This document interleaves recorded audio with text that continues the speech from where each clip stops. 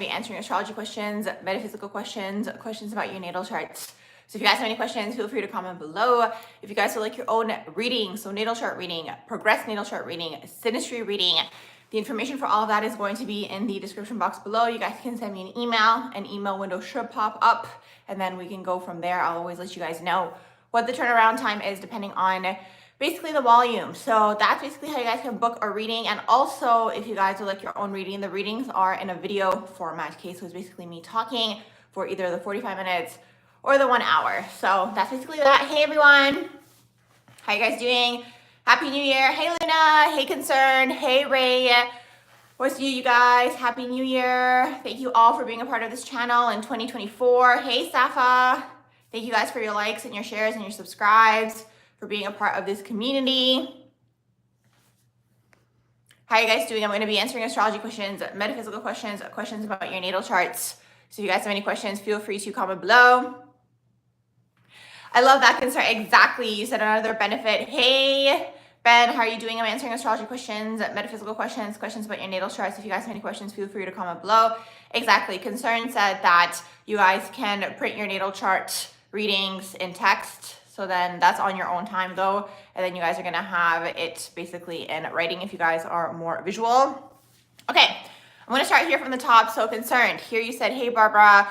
Hey Concerned, you said the never-ending discovery of our charts. You found new information about yourself regarding Pluto in the 6th house, specifically relating to work ethic, discord in the workplace, etc. You said regarding last week's discussion, you looked up your dominant planets, and of course you found Pluto is your dominant planet. Welcome to the Pluto dominant club. And then you said followed by Venus and the Sun. No surprise, lots of Scorpio energy. Yes, that makes a lot of sense. And then, yes, I like that name, Astro Mystic. Okay, that's another thing too, you guys. If you guys have any suggestions for the name of our astrology community, let me know, and then I'll compile them together, and then we'll do a poll to see. You guys will vote on the name, okay? So basically, so far, the ones that we have, from what I remember, are Crown Town Community. We have Astral Besties, or Astro Besties. We have Astral Mystic. There's another one. I have to go back and check that previous live to see what the different names are. And also, those of you who are watching the live replay, if you guys have any suggestions, feel free to comment as well in the comments after. And then, yes, I'll compile all of them together. I should go back and write all of those down from the previous one, because I'm pretty sure one of you guys commented one as well, and then we'll vote. So we'll give it some more time. You said sometimes various astrologers have different takes on certain placements, like your aforementioned Pluto in the 6th house. Do I think that this is all because we all read various original astrological texts? I mean, it could be. It depends on the person too. It depends on a lot of different things, right? It depends on their consciousness level. How are they looking at astrology? What lens are they looking at it from? Okay, there's that aspect of it as well, because you have the basic meaning of all the placements, right? But then you can also have meaning through experience, right? Let's say they share a placement with you, and then they know what that experience is like. So then there's that aspect of it as well, right? So everyone's going to add their own little twist to it, I guess you can say, or variation of it. But it is what it is at the end of the day, right? Because it's like, it really is all about, at the end of the day, like, what's the word that I'm looking for? Like, everybody tunes into it differently. Do you know what I mean? So, like, different people are going to resonate with different people, basically. Hey, everyone. How are you guys doing? Astral Angels. Oh, my gosh. Yes, that was the one. Okay, let me screenshot that as well. I'm going to write all of them down, and then we'll do a poll. So, yes, you guys still have time to give your recommendations for the community name. Okay, Ray, you said any thoughts on Jupiter transiting the 2nd house? Jupiter in the 2nd is basically a wealth placement. So it's a good time to make money, Ray, okay? Or maybe look into investments and investing and learning about that. So make sure you take your time, okay? If you're learning about investing, to sit down and actually learn about it, because Jupiter is going to bless you in that area, okay? And it's also anything to do with like personal values and like belief systems and your own self-worth. So it could be a good time to work on that as well, you know, to expand your self-worth, to believe in yourself more. Hey everyone, hey Pay, how are you guys doing? I'm answering astrology questions, metaphysical questions, questions about your natal charts. If you guys have any questions, feel free to comment below. I'm just going in order. You said, what does it mean, or what does retrograde mean? And does North Node, South Node always retrograde? Yes, North Node, South Node are always retrograde. And also, what do I think of 6 retrogrades in a chart? So I have a video on this actually. I'm pretty sure it's in the miscellaneous playlist. I talk about the retrograde placements in your natal chart and what all of that means, if you guys want to know exactly what it means. But here's the thing, like, that video is pretty general. Like, let's say what Pluto retrograde means or what Mars retrograde means. Like, it's a general video. You also want to look at the house that it's retrograding through, because that's going to give you a little bit more information. Basically, retrograde is you're redoing that energy, okay? So it's kind of like you're coming back for a redo. So anytime I see a lot of retrograde in someone's chart, usually what it signifies to me is that it is a redo lifetime, okay? There's a lot of things from a previous lifetime that you didn't get to complete for whatever reason. You come through in this lifetime completing those things, basically. And it's gonna feel like an uphill battle because you've done it a lot already. I hope that that makes sense. So it's kind of like you're going against the energy. That's how retrograde feels. The other thing is when you have the retrograde transit taking place, like let's say you have Mercury retrograde and then Mercury is retrograde in the transit, well, you're gonna be very familiar and comfortable with that energy because it's already in your chart. So during that period of time, you know, communication could boom for you, for example, whereas for other people, they could struggle with communication. Give me 1 second, you guys. Okay, I am back. Welcome to everyone joining. I'm answering astrology questions, metaphysical questions, questions about your natal charts. If you guys have any questions, feel free to comment below. You said okay, you said Aquarius in the 10th house, any ideas with Pluto going in? So Pluto's going to be going through your 10th house. You're going to go through a lot of change in terms of your public image. That's also the public house. So you could go through a lot of public transformation as well. Like sometimes people who have Pluto in the 10th might change through, let's say, the public. Like let's say those people who like start to document, let's say their weight loss journeys, for example. Like that could be like a Pluto in the 10th house transit, for example, because you're going through some sort of change and transformation and you're engaging the public in it, okay?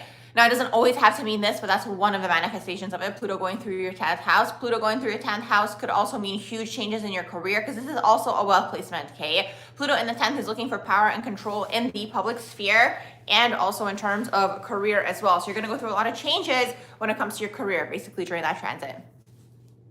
Welcome to everyone joining. I'm answering astrology questions, metaphysical questions, questions about your natal charts. If you guys have any questions, feel free to comment below. I'm just going in order.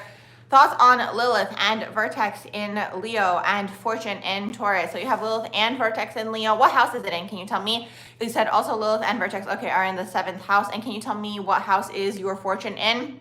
Hey you guys, hey Lamia, hey Clarice, hey Mary, what's going on? How are you guys doing? I'm answering astrology questions, metaphysical questions, questions about your natal charts, or whatever you guys want to talk about. So feel free to comment below. I'm just going in order. So Lilith and Vertex. Lilith is our shadow self, basically, okay? So having Lilith in Leo and in the 7th house, you basically are clearing through a lot of shadows in your relationships, okay? With Lilith in the 7th house, a lot of things are going to come to the surface. Now, you want to look at the shadow of Leo. What's the shadow of Leo? They might struggle with rejection, for example. They might struggle with too much pride. They might struggle with too much ego, for example.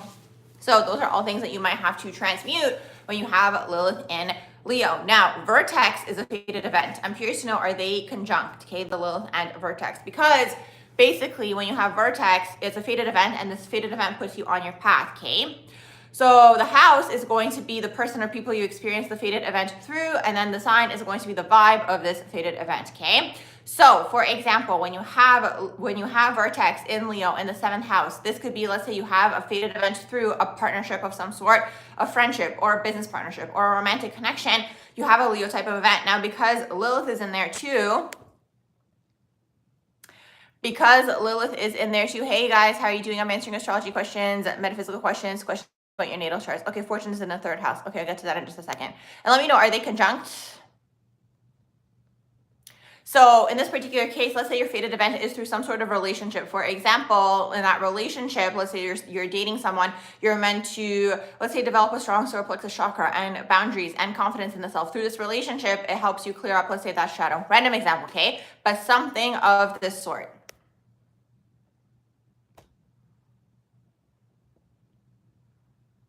Okay, and then you have Fortune in Taurus and you have it in the 3rd house.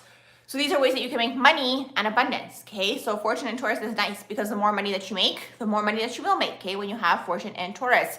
So that's also a placement to learn about investments and money and how money works. And it's interesting because Taurus also deals with your self-worth. So a lot of the time, how much money you're making is directly tied to your self-worth, okay? That's for everybody. So basically, with Fortune and Taurus, yes, the more money that you make, you just want to have that money ball rolling.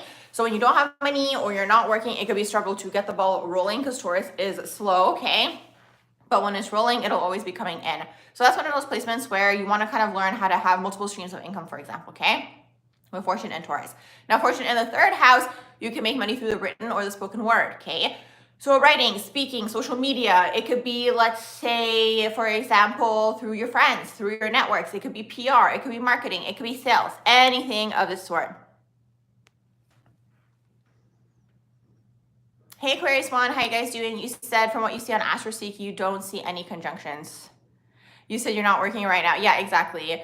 Here's the thing. This is a struggle for people when they're not working. Okay, one second. Okay, so the struggle when people are not working is you start to merge to the collective unconscious. So when you're not working, you're now merging to the collective unconscious because you're not doing anything to distract yourself, basically, okay, is what happens. And then the collective unconscious is really dark, unfortunately. So then it makes you even more lazy, it makes you even more lethargic, and you just get into this like dark energetic loop if you're not working. Now, that's not to say you have to, be working too much either, but you want to be doing something with your time, okay? That's kind of like even the shadow of the 12th house, for example. Especially because the 12th house is like, F the system, I don't want to be part of it. Like that's that 12th house energy, right? So the 12th house then goes into isolation and then they don't work. And then you kind of merge to the collective unconscious and you merge all of the shadow energies that are operating down here. Because the collective unconscious is really intense and it's really dark, and then it makes you lethargic, right? So you always want to keep that energy going, right? It doesn't just have to be a job. It could be a hobby. It could be you going to the gym. It could be doing like something that you love, right? Creating some sort of love energy around you, right? So whether it is, let's say, a class that you like to take, whether it's dance, this is for everybody, really, okay?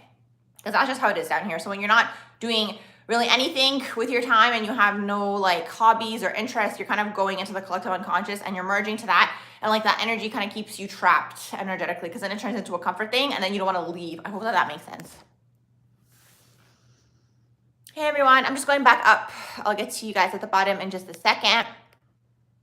Hey Lucas, how are you doing? I'm answering astrology questions, metaphysical questions, questions about your natal charts. Make sure you guys double tap the live. Obviously, if you so choose to do so, just to like the live. This is during the live. When you like it during the live, like double tap, that actually gives it that thumbs up energy. And then if you guys are watching the live replay, you can just like it the regular way. Mars in the second house, that's another money placement. You're mastering money. Money is what motivates you. So this is another good placement for learning about investments, investing, learning about money. How does money work? Basically when Mars in the second house. Thank you guys so much for the likes. You said intercepted chart. How is it different from the ones that are not? Vesta in the first house in Scorpio. So what's intercepted for you, Safa? Thanks so much for the likes, you guys. You guys are awesome. So we can find more Astro friends. Hey, Adriano, how are you doing? In Brazil, how's it going? I went to Brazil earlier this year and I loved it. It was one of my favorite places. I love the nature. Oh my goodness, it has the best nature. So shout out to Brazil. Let's see, what else are you guys saying in here? You said Sun, Moon, Mercury, Venus, and the first house. Okay, so you're mastering the self in this lifetime. And all of those energies give you the undertone of having that rising sign, okay? So Sun in the first gives you the undertone of having a Leo rising, so you need to be on that stage, okay? Moon in the first gives you the undertone of having a Cancer rising. So when you have Moon in the first, you can't really hide your feelings, basically. Like everything is out there on display. For Moon in the first house, it's also kind of like the energy that wears their heart on their sleeve as well.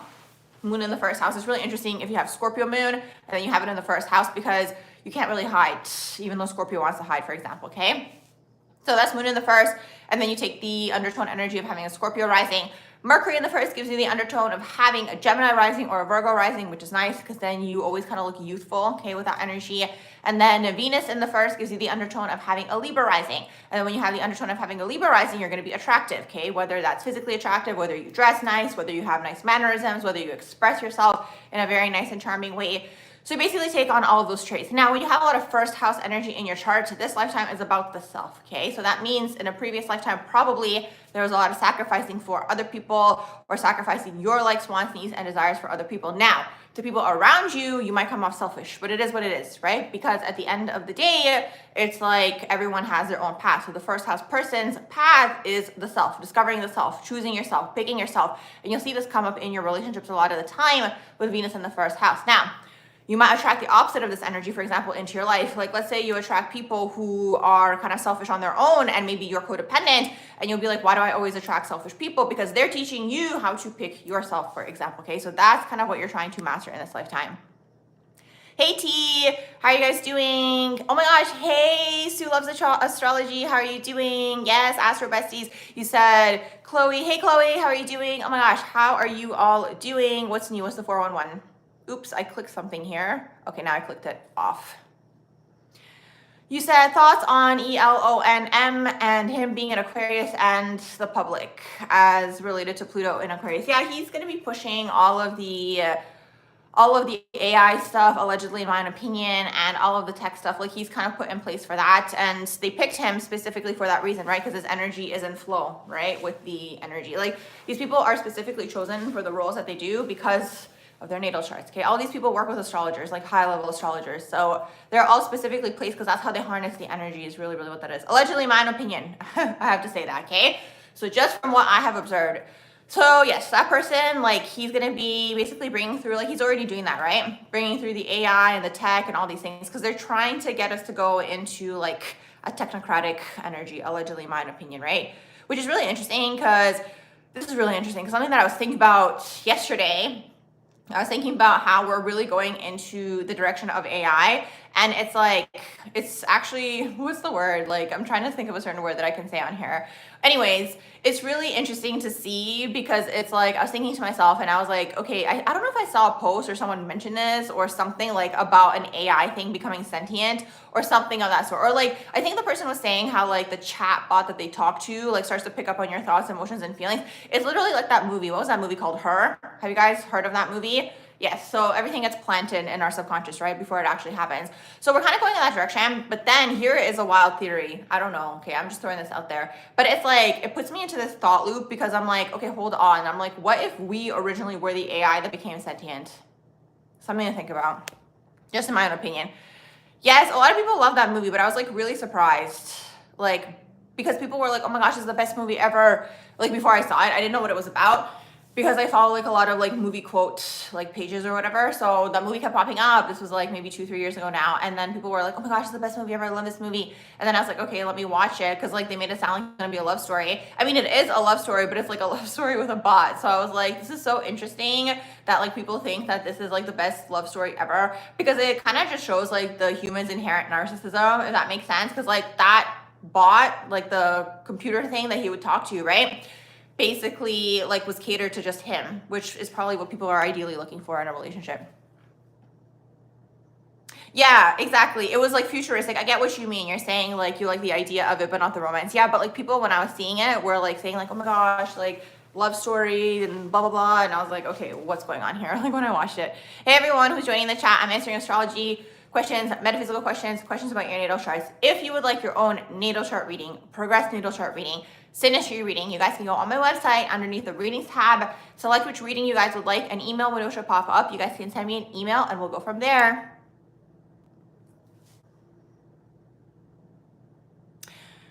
You said we should all watch the movie 2001 A Space Odyssey. That was the original quote AI movie. The name of the robot was How Interesting. Let me screenshot that. I haven't watched that one or heard of it actually, or maybe I have heard of it. Kind of sounds familiar. You said Venus and Jupiter conjunct in the 9th house in Scorpio. So, okay, when you have Venus and Jupiter conjunct, you basically have an abundance of romantic options, yes, and friends also with that energy. And even like, let's say business partners, it's all interpersonal relationships. You are blessed in that area. Now that is to say, if you don't have anything else taking place that might be, let's say, counteracting this energy, right? But just Venus and Jupiter conjunct, yes, you have a lot of options. But the thing is, when you have a lot of options, then you got kind of, you know, in the situation where you're, you know, the whole paradox of choice, right? When you have Venus and Jupiter together. So that's in terms of relationships, you're going to have a lot of options. Now, in terms of money, that's a good money placement, right? Because Jupiter, okay, it's Venus and Jupiter, like both of these energies are all about money. So Jupiter is basically expanding Venus. So you could basically have a lot of abundance with that energy. Now you have it in the 9th house and in Scorpio. So Scorpio also on its own, when you have Venus in Scorpio, for example, is also about money, but it's other people's money, for example, okay? And then the 9th house, basically when you have, let's say, Jupiter in the 9th house, you can make money through the higher mind. For example, even this energy could be an energy like Venus and Jupiter. Like this energy could very much be a teacher type of energy. You learn a lot, because that's Jupiter, okay? You go off, learn something, and then you come back teach. That's Jupiter, okay? So it can either be traditional like learning and teaching, whether that's like let's say you actually become a teacher, or you're a professor, or you do academia, like you could be that, or you could get a bunch of certifications with this energy. Depends on the rest of the chart or how the energy gets expressed, right? Or you just do unconventional learning, like you learn for yourself and then you come back and teach all of that.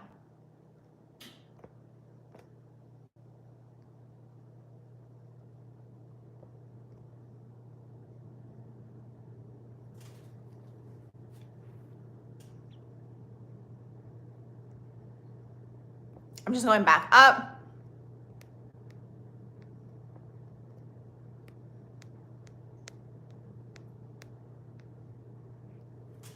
You said you have Jupiter conjunct North Node in the first house. Okay, so basically Jupiter is going to play a role in terms of your life purpose, okay? I'm curious to know what sign you have in here as well. So Jupiter conjuncting the North Node, well, part of your life purpose could be teaching, for example, or philosophies or religion. So again, everything that I just said for Jupiter in terms of it could be unconventional learning or conventional learning could be kind of coded into your overall life purpose. Now, having that in your first house, well, basically it's about the self, okay? So the North Node, you know, part of the life purpose is discovering the self, for example, in this lifetime, or starting something, starting some sort of maybe project or company or business or something of the sort, okay, with that North Node in the first house. So that's kind of how it works. So you're basically meant to discover the self. You're coming from the previous lifetime with South Node in the 7th, where it could have been all about other people. So if you're falling into the energy of all about other people or codependency, well, in that particular case, you're not meant to focus on that, okay? You're not meant to focus on other people. You're meant to focus on the self in this lifetime. You're welcome. How are you guys doing? I'm answering astrology questions, metaphysical questions, questions about your natal charts. So if you guys have any questions, feel free to comment below. You're welcome. You said your Venus and Jupiter conjunct. Okay, you have it in Capricorn. See, it depends what else is going on in there. Yes, so I mean, here's the thing. Here's the thing. Jupiter in Capricorn is good for the material plane, which we are in, okay? So if you actually put in the hard work, which it's asking you to do, but it's like that down here anyway, right? So when you guys have Capricorn placements or Saturn aspects, or let's say you're Saturn dominant, you're actually operating well down here on this earth plane because you're basically in reality, right? That's just how it is down here. It's all about hard work, effort, and dedication, and perseverance, and these types of things. So, you know, when you have Jupiter in Capricorn, it's interesting because Jupiter is exalted in Cancer, right, in terms of the best placement, but Capricorn does well down here when you have Jupiter in Capricorn in terms of material things, right? So in terms of Jupiter being a spiritual teacher, it doesn't want to be in Capricorn, right, because in Cancer it's the best placement, right?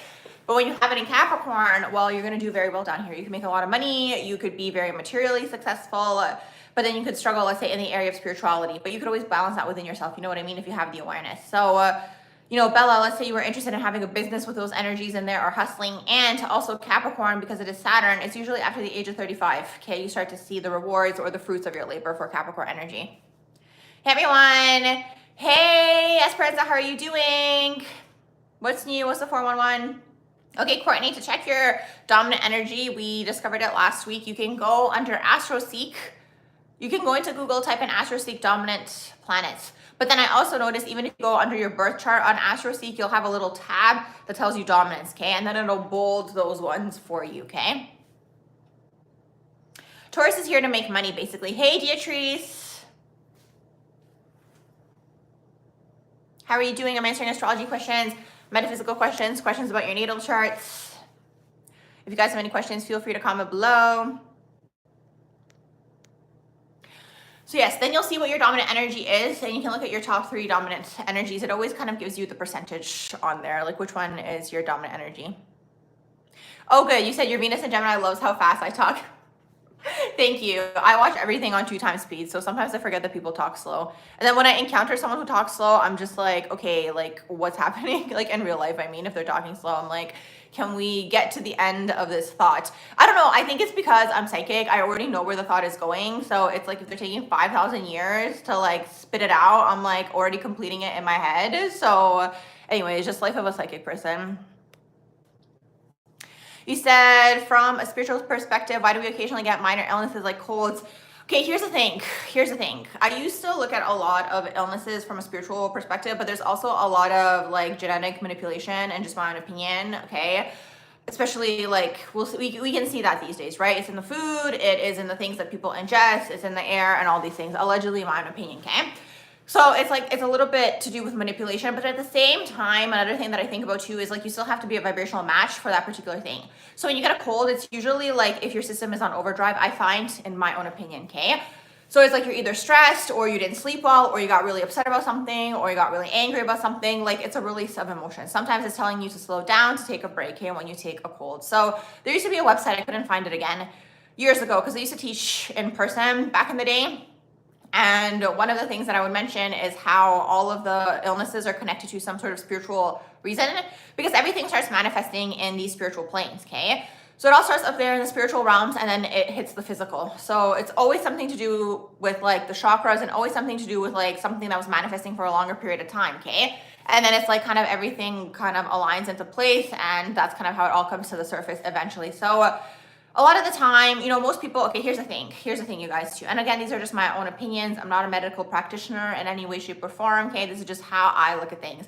But the thing is like, you will see, for example, if you go, let's say to a yoga class or if you go to a massage where you start moving your body in a way that you're not usually moving it, for example, or you go into certain positions, sometimes even if you go to the gym, for example, but like, let's say, you know, you don't usually do any of these things and then you go after a period of time of not going, you will see that certain things will come to the surface for you, specifically yoga, okay? Because a lot of the positions in yoga are connected to your chakras, and then, you know, through doing the like movements and motions, right? Like things are gonna come to the surface for you. So there's that. And then also if you do, let's say a massage, you know, they're gonna press on certain like pressure points in your body, and then those pressure points are going to activate something for you, right? Because humans store everything in the body and most people don't actually process. Because here's the thing, like a lot of the time with animals, when they go through something traumatic, they start shaking, okay?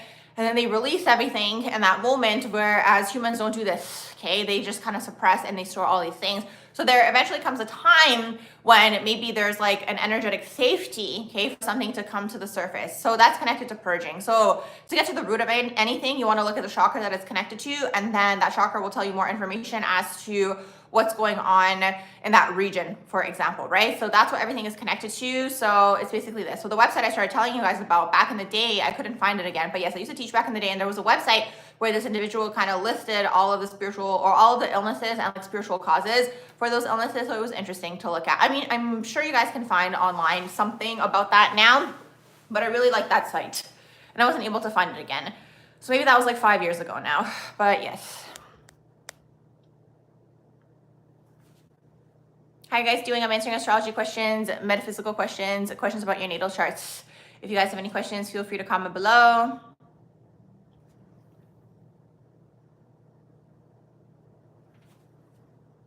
You said, what is it like when your chakras are fully aligned and energized? Honestly, when you're in full self-alignment, you are, first of all, feeling super hyper. You feel like everything is flowing for you. Like you don't have resistance within your body when you're in full self-alignment. You don't have any fears, for example. Nothing's really holding you back. And you're kind of picking yourself and you're picking what you want to do. Hey, Lucid Dreamer, how are you guys doing? I'm answering astrology questions, metaphysical questions, questions about your natal charts. That's basically what it is. And also when you're in your full self-alignment, like everything's coming towards you. Opportunities are coming towards you. People are coming towards you. Abundance is coming towards you. It's basically this, okay? So basically what everyone, you know, wants to do, especially at this point in time, is like deprogram themselves is basically what that is, okay? Because everyone's been energetically programmed, allegedly, in my own opinion. So that's why astrology can help us, okay? Because it can help us see in what ways, you know, certain people have been programmed. Hey, you guys, Happy New Year, Mary. Happy New Year to all of you guys. Yes, thank you all for being a part of this channel, for being a part of this live, for your likes and your shares and your subscribes. Thank you for an awesome 2024.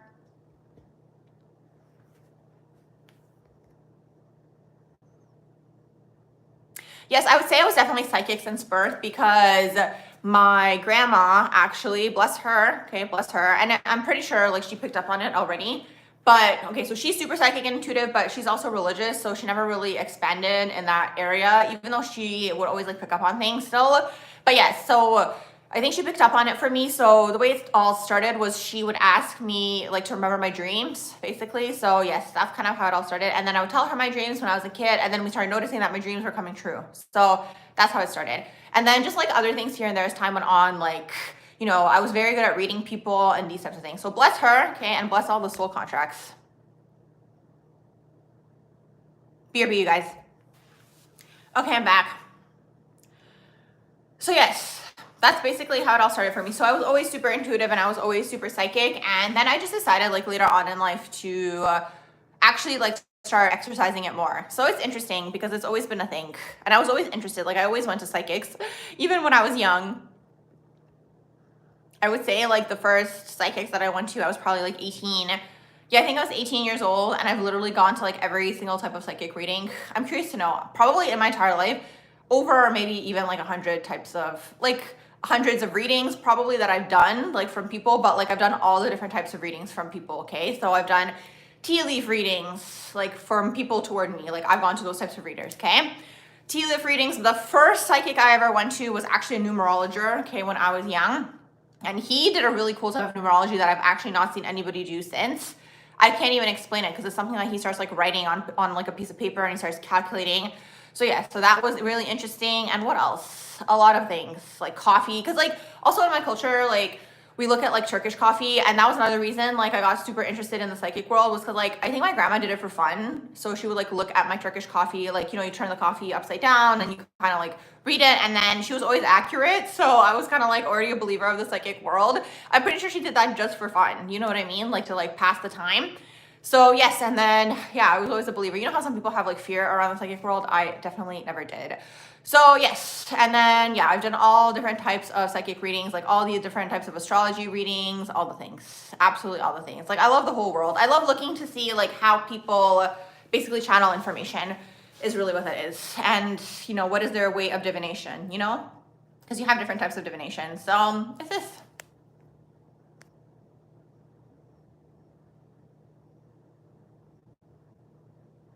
I mean, throughout my life, non-duality, I would say probably over 100 readings that I've done, yes. Happy New Year, you guys. Yes, I wish you guys all the best.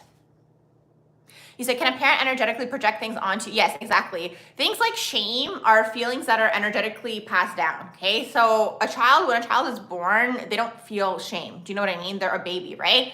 Because if you look at it, like a kid is like always screaming and jumping and like, you know, like an adult wouldn't do that because an adult would quote unquote feel shame, right?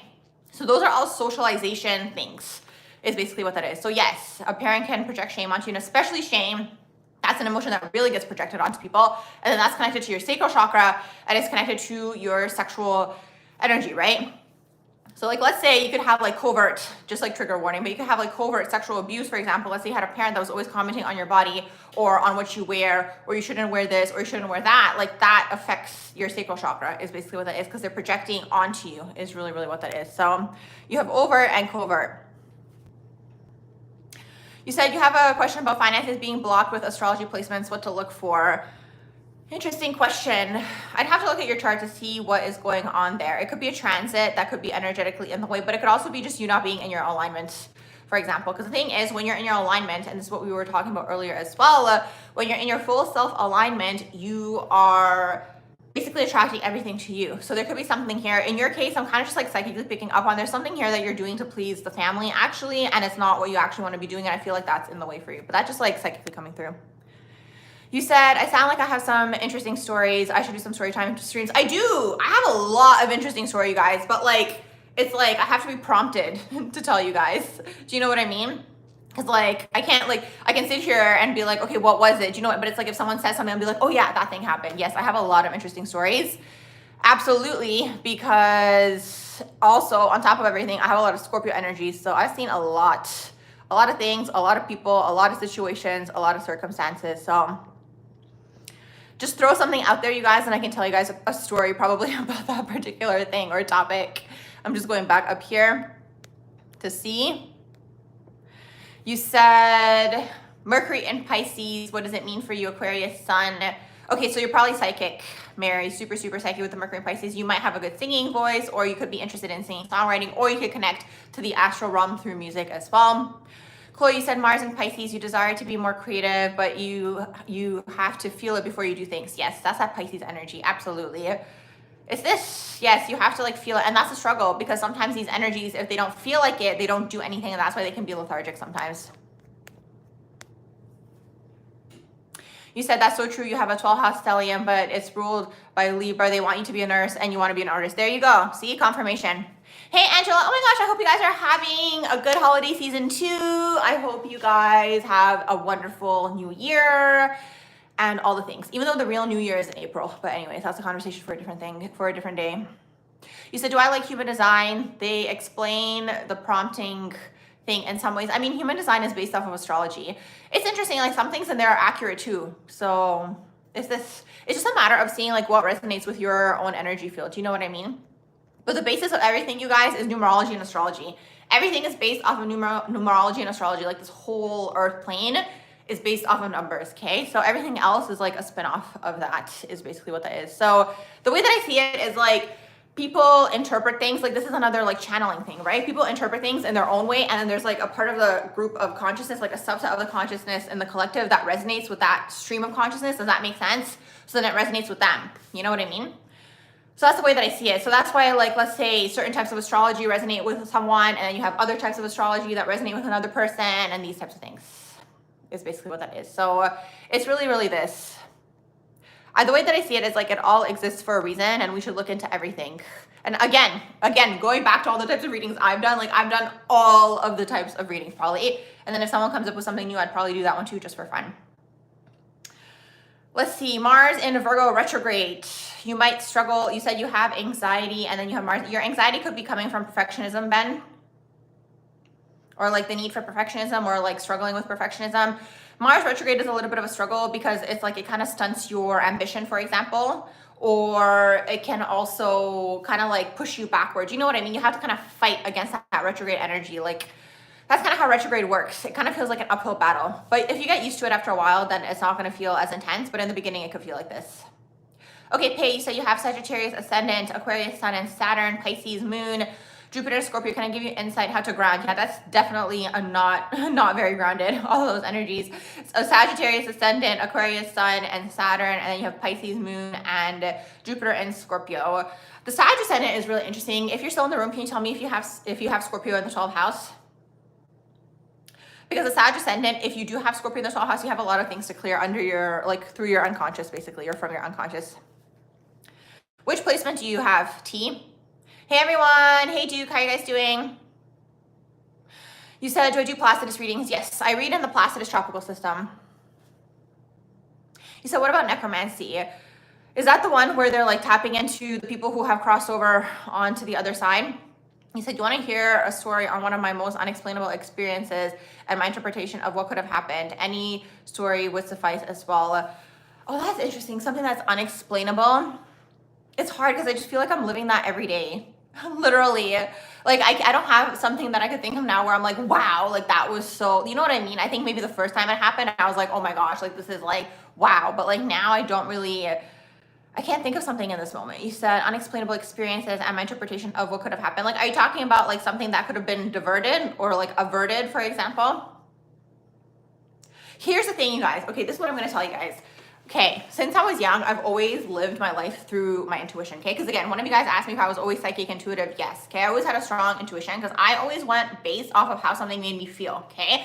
And also another thing, and maybe this will help you guys as well, is in every moment when I was faced with a decision, I would always ask myself, would I regret this decision in the future if I do it or if I don't do it, okay? So that's why I have no regrets in life, because in the moment, I would make the decision that was first of all based off my vibes, but also based off of me asking myself, will I regret this? Like, you know, let's say it's an opportunity. Will I regret taking this or will I not regret taking this, okay? Basically, okay? Whatever the opposite is.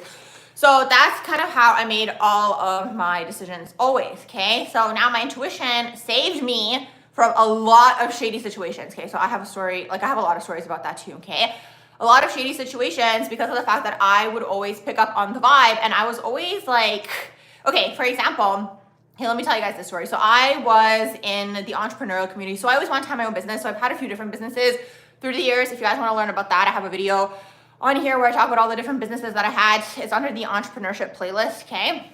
I did a lot of different things. So anyways, I was in the entrepreneurial community, and back then, you know, Facebook was really big. So I was in a lot of groups, and I would always go network, and I would always go meet people and like all these things, right? So sometimes events would pop up, and literally what I would do is I would go on Google Maps and I would look at the building and I would look at where the event was, and I would be like, what kind of vibe does this give me? Like literally, I would be like, what kind of vibe does this give me, right? So let me tell you guys this story, okay?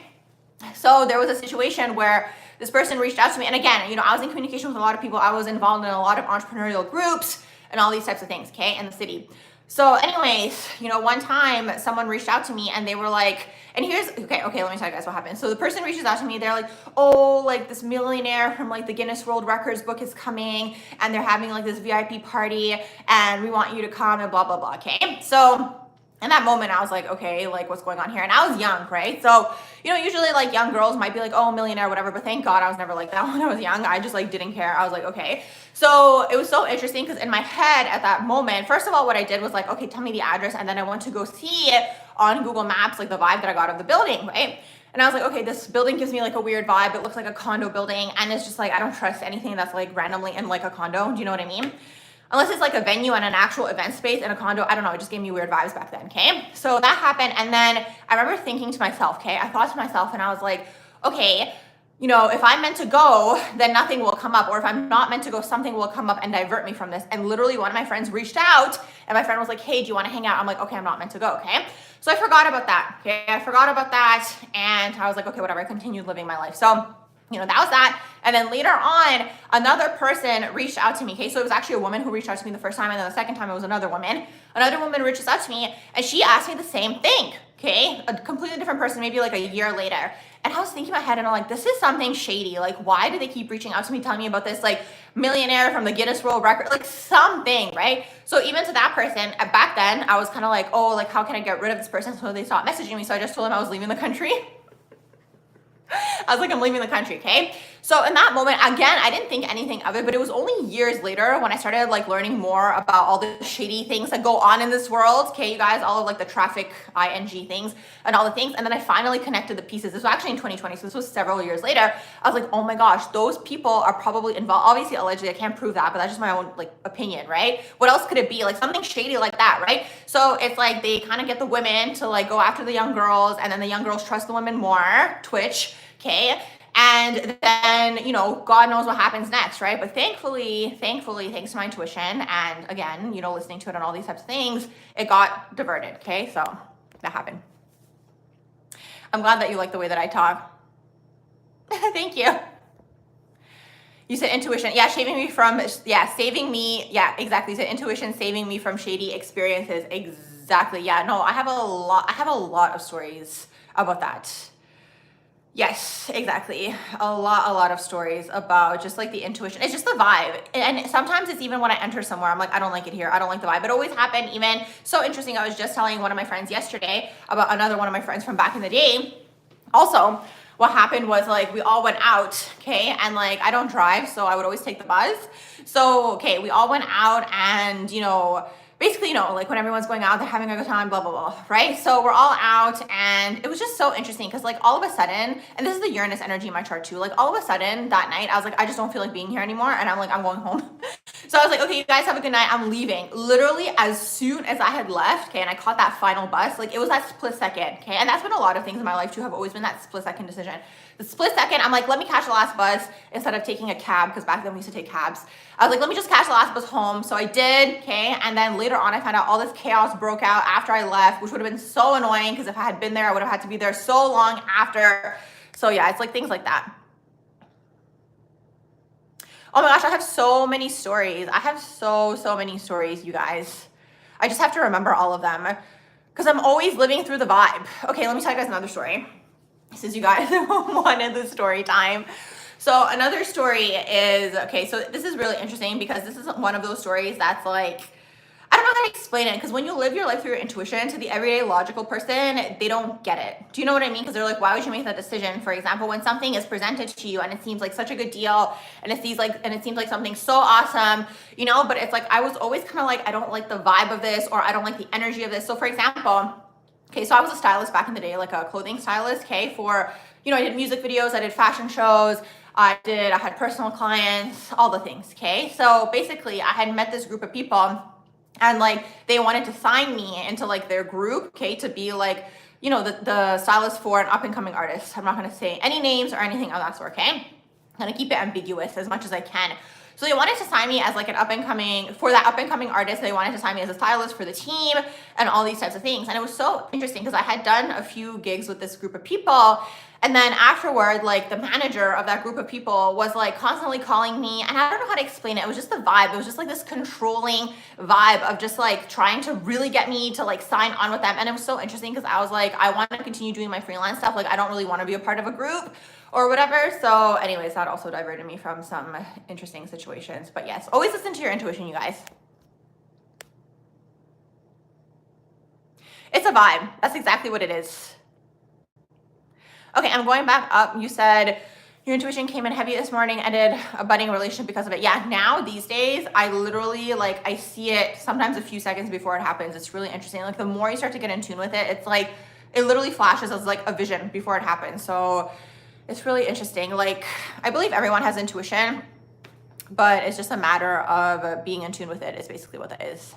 Okay, one of you guys, I'm trying to find your question here. One of you guys asked about psychic placements. Where is it? Okay, so I can't find it, but one of you guys who asked about psychic placements. Okay, so psychic placements can be Moon, Neptune aspects, can be psychic. 12th house placements can be psychic, okay? You're open energetically. Scorpio energy can be psychic and mediums, okay? Even the 8th house can be mediumship abilities as well. Let's say you have Moon in the 8th. Let's say you have even Moon Pluto aspects can also be tremendously psychic as well, okay?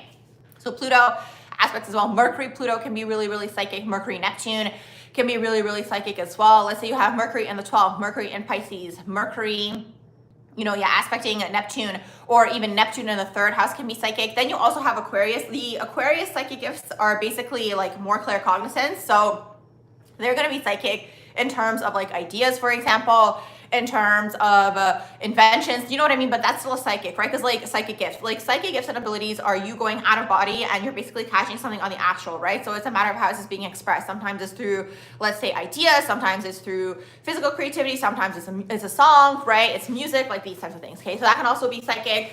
Sometimes, let's see, sometimes Neptune in the 3rd can be clairaudient, for example, like they can hear things on the astral as well. The Neptune in the 3rd house, I'm trying to think what else. Pisces moon, Neptune in the 4th can also be psychic as well. So these are a few placements, okay? So all of the energies from Scorpio onwards are a little bit out of body, okay? So you have Scorpio, you have Sag, you have Capricorn, Aquarius, and Pisces. All of these energies are a little bit out of body in one way, shape, or form. It's just a matter of figuring out how to work with the energy is basically what that is. Scorpio is usually connected, let's say, even to like clairsentience or feeling or mediumship. It's this. Yes, it was you who asked. No way, you have relatable stories. Yay. So your stories relate to mine. You said, how do I deal with being around New Age spiritualists, people who use spirituality to serve the ego and feel special? You said having heavy Scorpio placements, it can be hard to connect because of that. Yeah, a lot of people, okay, so I obviously don't resonate with people who are in the spiritual ego because I can see through that as well, but it's a part of the journey. Because the thing is, for you to get to the higher dimensions, you have to go through that 4th dimension, and the 4th dimension is having a spiritual ego, unfortunately, okay? So it's like a lot of people are in the 3rd dimension, they're in the physical reality, and then they discover spirituality, for example. And then, you know, when you discover spirituality, you still have an ego. Do you know what I mean? But here's the thing, you still need an ego to operate down here. And that's another thing that people go wrong with, in my own opinion, down here on this earth plane, right? Because it's like, to be here on this earth plane, everyone's going to have an ego. You just want to have a more mature ego, and you don't want your ego to be in the way of your life purpose or your life path, for example, right? So a lot of people, like for example, when they first have the spiritual awakening, you know, everything seems so high vibe and it seems so exciting and it seems so great, which it is, right? Like it's this whole new world. And obviously, like I've been there too, like all of us, right? You have to go through that to get into the higher dimensions, right? Basically, right? So it's this, and you know, when you discover all these things, you think it's fun and it's exciting. But what's interesting to me is then you have the group of people who then, let's say, renounce, let's say, spirituality, right? They say it's dark and they say it's demonic. But what those people aren't understanding is that the dark energies that are being attracted to them is from their own doing, right? This is why you have to be really, really careful, and you have to master your shadows, okay? And I guess that's where my Scorpio energy comes in, because you have to master your shadows in terms of, especially if you're going to do spiritual work, right? Because you have psychics, I call them 3D psychics, right? Because some of these psychics, let's say, are, just, basically they're just making, like, they just want to make money through, let's say, the psychic world, for example, but let's say they have a money wound, or let's say they have a scarcity wound, well, then they're going to do manipulation tactics using their psychic gifts and abilities to basically manipulate people to get more money, right? The people who are going to be like, you need to pay $1,000 for a candle, or the people who are DMing people and being like, oh, if you want a reading, like, this is happening with your ancestor, or I saw this around your picture, like, whatever, those people, right? So those are just like people who are using psychic gifts and abilities in the shadow, and a lot of them are connected to even scammer energy or just like the money wound and these types of things, okay? I'm just looking at what you guys are saying. I'll get to you guys in just a second. But basically it's this, okay? So everyone, it depends, right? It depends where you're vibrating at, because sometimes people can have psychic gifts and abilities. I mean, I've spoken on this even in my previous lives. Like if you look at narcissists, for example, they might not be in tune, let's say, with their own emotions and their emotional world, but they're very good at reading people, or whoever in that category, whether it's sociopaths or psychopaths. I'm not a psychologist, right? But a lot of the time, dark people might have intuition, but they're using their intuition to manipulate other people, for example, right?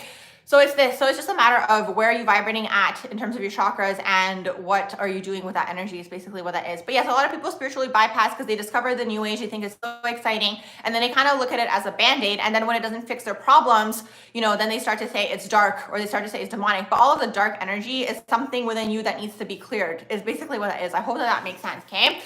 So like people, for example, who are engaging in, like, let's say shady things, like let's say they are trying to sell services, but they're being shady and they're manipulating people, for example, or everything that I just mentioned, like that was just one example, but let's say it could be something else, right? I mean, we've even seen documentaries of people who manipulate people like in cults and these types of things, where they're gonna say, oh, like they're the only person that can help you, like, like that whole savior or martyr thing. Like those people, like, don't fall into that, is basically what that is, because everyone should be able to heal themselves, is basically what that is. Like people can inspire you, people can bring things to your awareness, but it's up to you, right? And that's something that the collective is basically working through, right? It's the whole shadow of the guru, or constantly putting other people on a pedestal, or thinking someone else is going to fix your problems, or an external thing is going to fix your problems. No, you have to actually do the inner work yourself, right? So it's this, and there's a lot of people who do bypass, right? They're just like in the high vibes and vibing high and singing kumbaya. Meanwhile, there's like things that are blowing up like halfway across the world, and it's like, that's bypassing. Like you singing kumbaya in a circle, isn't going to change what's going on the other side. Like they're not in reality in that way, right? So it's a matter of taking all of this and actually applying it to the physical realm and in the physical reality. I hope that makes sense. That's the way that I see it. I'm glad that resonated.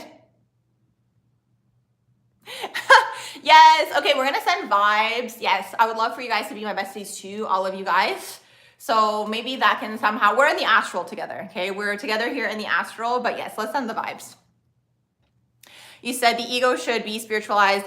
That's a topic often spoke about in Western esotericism and occultism. It's pleasing to see. Thank you, my wisdom. And I'm sure you said, I'm sure you know how often astrologers are in New Age. Yeah, well, here's the thing. That's what sells, right? Like I could sit here feeding into people's delusions all day, right? But that's not who I am. Like I can't feed into your delusions. And that's why people get like annoyed or upset, because it's like, I will tell you, if you ask me, of course, right? I'm not going to tell you unprovoked, but if you ask me, I'm going to tell you like it is. And that's another one of the reasons why I stopped doing readings for people, because sometimes people go to readers and they want their delusions to be fed, is basically what that is. But I would always pick up on the energy and I would tell them like it is. And I just noticed that like people more so are looking to be validated in whatever they think. And again, they don't want to take the accountability and these types of things. So I was kind of like, okay, well, I'm not going to waste my energy. That's one of the reasons. There's other reasons why I stopped doing like, let's say like tarot readings and like psychic readings in that way.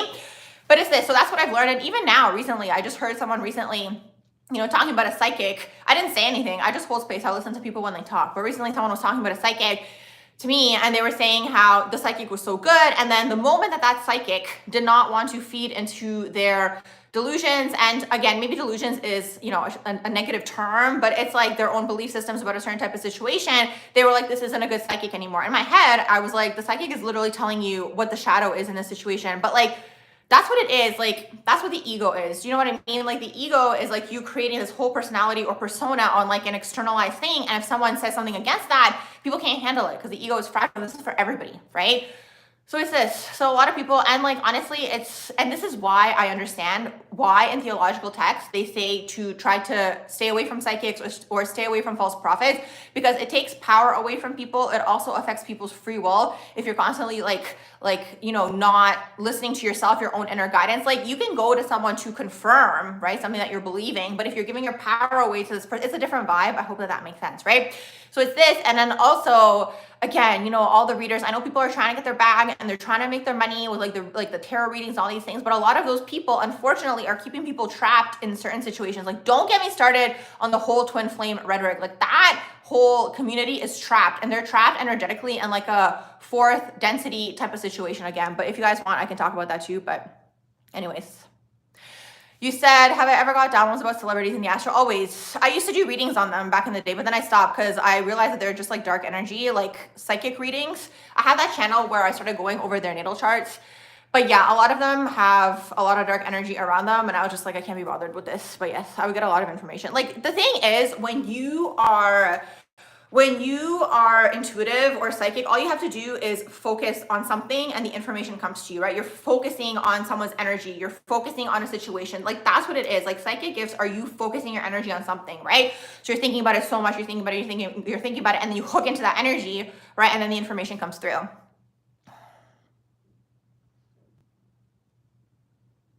Exactly.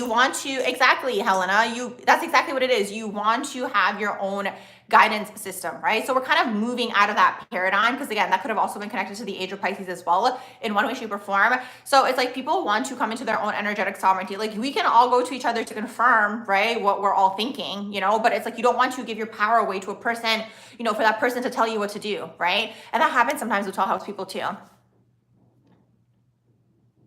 Exactly. You said very valid about the twin flame dynamic. It's actually sad to see. You pray for their hearts to be still, because it starts with borderline an obsession. And here's the thing, the obsession is unhealthy, right? And I made a video on that. That was one of my first videos on here. Oh my gosh, the way people went off, you guys. I made a video, let me think. When did I start this channel? I started October 2019, okay? I think it was still in 2019. It was before CV, okay? I made a video on how the twin flame dynamic is toxic. And even now, I think even more than, I think it's even more toxic now than what I thought back then, okay? I hope I could find it maybe on here, because I don't delete my videos. I just archive them. But yeah, and then people went off, because it's like, again, you're basically breaking through an illusion that they have. But it's like the whole concept of the twin flame is for you to be activated within the self. Everything comes back down to the self, okay? And I'm willing to argue that most relationships are you trying to validate your ego in one way, shape, or form. It's basically what it is. So anyways, it is what it is. People get trapped. But the thing is, you can't say anything to anyone when they are in that vibe, right? Because it's like they're so in it and it's so real to them, right? And if you say something, again, you're affecting because it's an ego. That's the thing. You can build the ego around anything, right? Because you're building an identity. That's what the ego is. You're building the identity around a certain thing, right? So people who are super into the twin flame community, they're building their ego around their identity, around this other counterpart that's out there, right? But it's like, if we explore it a little bit deeper, a lot of these things come from people being raised in tumultuous upbringings. Also, it's like very toxic with just like the way movies portray love as well. And then people not having that in their upbringings as well. So they're putting it on another person. So it's really interesting, because it's really interesting to see like the whole thing. But here's the thing. It is what it is. People have to go through it to come out of it, right? To come out on the other side, to see the other side of things, right? You can't say anything to anyone when they're in it. Okay, you said, let's talk about twin flames. Okay, give me 1 second. You said you've seen exactly what you're looking for is inside of you. It is what it is, but here's the thing. I'm always going to speak what's on my mind. I can't, here's the thing. It's like, the way that I see it is like, the truth hurts, but the truth is going to set you free, is really what that is, right? So it's like, you might get offended. You might not like it in the moment, but the seed is planted at the end of the day, right? So it is what it is, because it's like, again, especially with the, rise in social media, especially since CV in 2020, like people trying to get their bag, I don't know what to say. It's just like feeding into people's unfortunate delusions and making money off of these people. And I don't think that's karmically correct, in my own opinion, right? Even the people who are feeding into it, that's another shadow expression of the psychic gifts and abilities, right? Because it's like, okay, you have found a way to make income and maybe you're independent, but you're karmically tying yourself to these people. And you're actually, and this is what I mean by like, I understand why theological texts speak against psychics, okay? Because you're giving your power away to a person and nobody can really tell you anything, okay? Nobody can tell you anything that you don't either already know within yourself, first of all, right? So you can either kind of get validated in what you do know, but also like nobody can kind of pave your path for you. Because here's the thing, like people, it's like a whole karmic thing. I can't explain it any other way because it's like, you know, if someone tells you, okay, you know, what's today? Today is December 30th, right? Let's say someone tells you, oh, on January 2nd, this is going to happen, right? And then you're waiting for January 2nd. First of all, you're in a waiting energy, okay? So that's taking away from your life, okay? You're not living in that whole time, okay? Maybe it's too close in the date, but you guys catch my drift for what I'm trying to say, right? So you're now in a waiting energy because you're waiting for this date, and there's that. And then also, it's like they're tying them energetically to you, okay? So it's a form of also energy siphoning indirectly. Like people might not be aware that they're doing this, but that's actually what's happening. So you're like karmically tying yourself to this person, and it's also karmic because you are in a way, again, you know, it's fringing upon that person's free will. Like I can't explain it any other way, right? Because it's like now they're always coming to you. Like you never want to have that. And it's so interesting because even when I did Reiki in person, so I used to do Reiki in person, and that was like 2019. And even back then, my goal was to make sure that people don't come back to me again. Because it's like, if you're constantly coming back to the same person, you're developing a codependent relationship, and that's not what it's all about. But there's so much codependency in the collective that people use that wound to basically, like, you know, again, either feed themselves, like whether it's money or not. So let me tell you guys another story. You guys wanted the story time, so this is gonna be a story time type of day, okay? So this was so interesting. Okay, this is another one of those like universe, like alignment types of things, okay? So for one of you that asked. So I used to teach in person, okay? So, okay, basically the way that all went down was, okay, remember how I told you guys I was part of a lot of entrepreneurial groups? So because I was part of a lot of entrepreneurial groups, basically this other entrepreneur that I knew was starting a wellness center, okay? And basically they told people to apply, you know, they had different types of categories. They had like masseuse, they had everything, right? That's in a wellness center, right? So Reiki was there and I literally mindlessly applied, okay? So basically, you know, you could have been like, I guess it's like a contractor, right? You work independently out of there. You have an agreement with them, but you're working in your business, right? You're growing your business from their wellness space. And then, you know, you're also giving them a part of your income because you're renting their space, right? And you're also bringing people in for the other things too, right? So that's kind of how it worked. Like that was the business setup, okay? So basically another thing that we decided to do was, and that's how I fell in love with teaching, okay? So see everything, this is why you need to go with the flow of life, okay? So we decided to basically have classes there, okay, to bring people in and basically, you know, kind of give them a pitch of what you do for work kind of thing, right? And, you know, then kind of get them to buy your product at the end, right? So it was a free class, whatever, right? So a class that I would teach, the first one was basically Introduction to Chakras, which then I turned into a course, which is now on here under the Exploring Your Chakras playlist, all the things that I've learned so far, okay? So that was what I would teach almost every month. I also used to teach back then, I would teach about empaths as well, okay? I would teach about empaths, and sometimes, oh, I did full moon circles for a while, but I'm also over the moon. That's a whole different conversation of its own.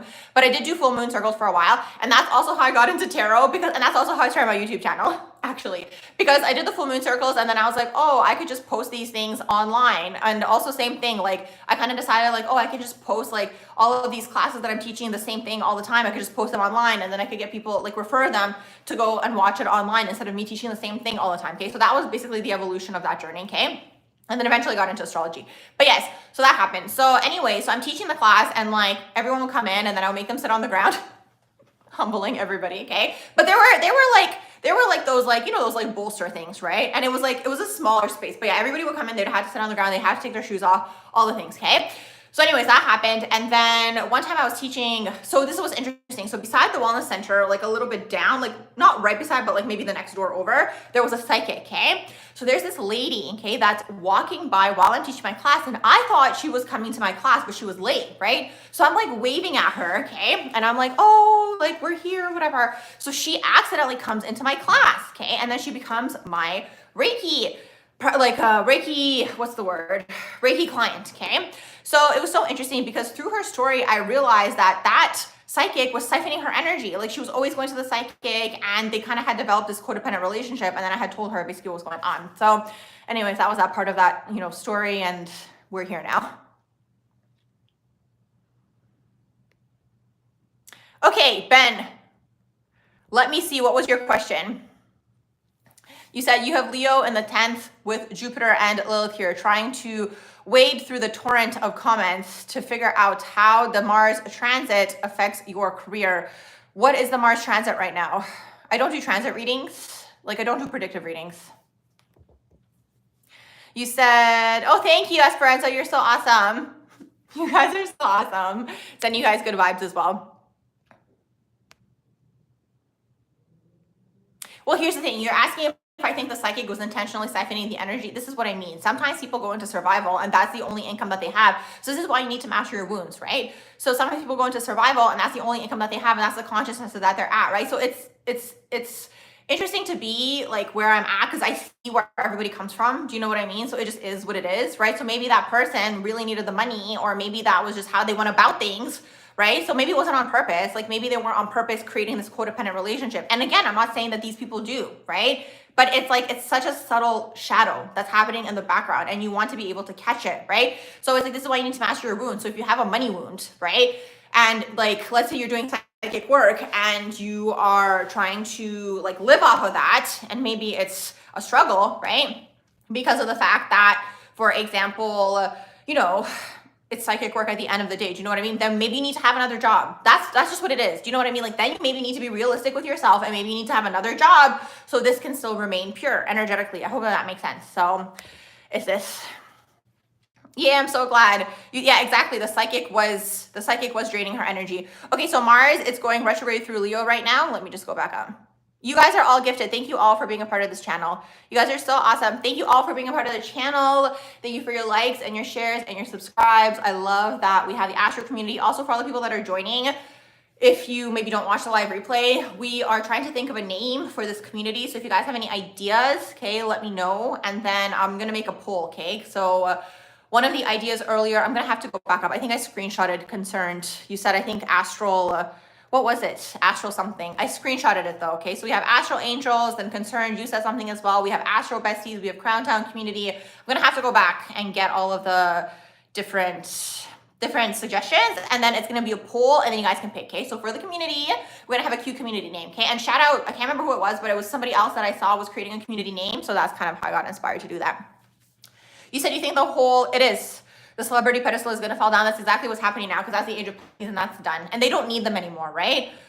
So here's the thing, and that's where it gets tricky. That's where it gets tricky because it's like there's different agendas allegedly that are taking place, right? So those people were being used for a specific type of agenda because they also work with astrology and they also work with the energies, right? So when we were in the age of Pisces, it was easier to manipulate people. And this is all tied together, right? All of this giving your power away, whether it's to a psychic, whether it's to a celebrity, whether it's to your partner, whether it's to your best friend, whether it's to your family, whoever, right? That is a shadow in the collective where people give their power away, okay? We want to master energetic sovereignty, okay? And that's what the age of Aquarius is going to be. We're not in the age of Aquarius just yet, but we are going through the transition period now, okay?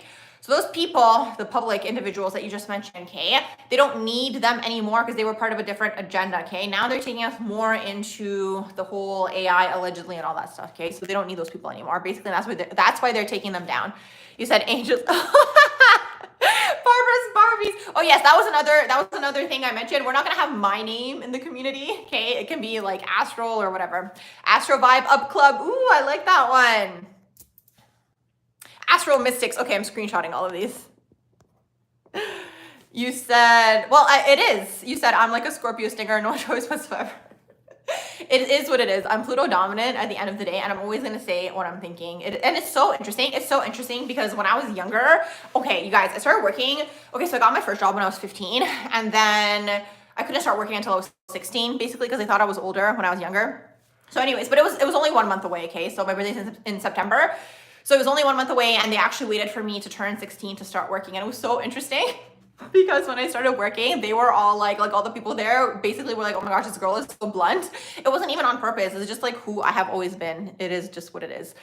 So yeah, so then I went through a period of time, I will say. So there was a period of time like when I was more unconscious and unaware where I was really blunt and I would just like say everything that's on my mind. And then I went through a period of time where I was kind of like, oh my gosh, like it was coming into my awareness. I was like, okay, I should be more careful. But now I just don't care anymore. So now I just say everything that's on my mind. You said angels unaware, but your name is Gabrielle and you're so overdone. Gabriella, and you're so overdone with angels. I'm curious to know, does Gabriella mean angels? Astro. You guys are so creative.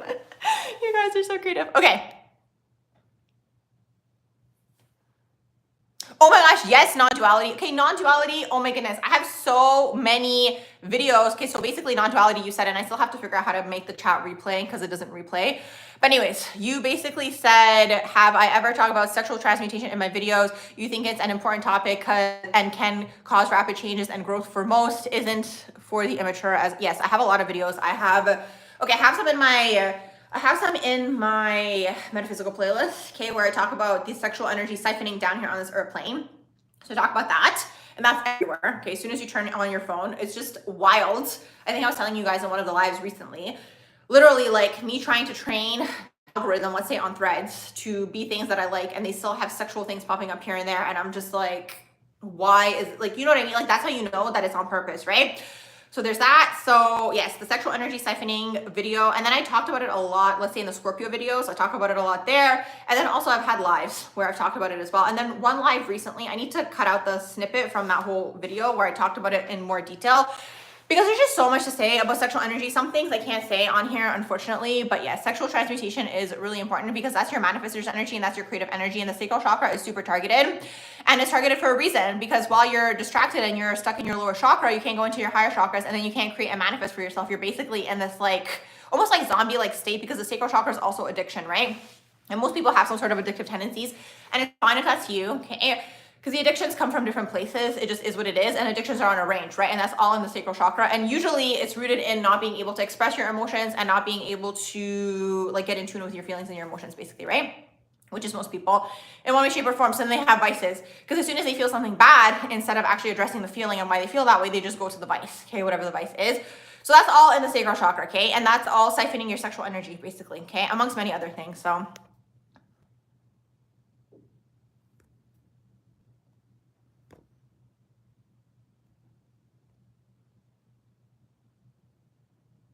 You said there definitely seems to be an agenda, and you'll definitely go check the videos out. You're currently, I'm not sure what that is, but I'm going to screenshot that and read about it. Okay, let me go back up.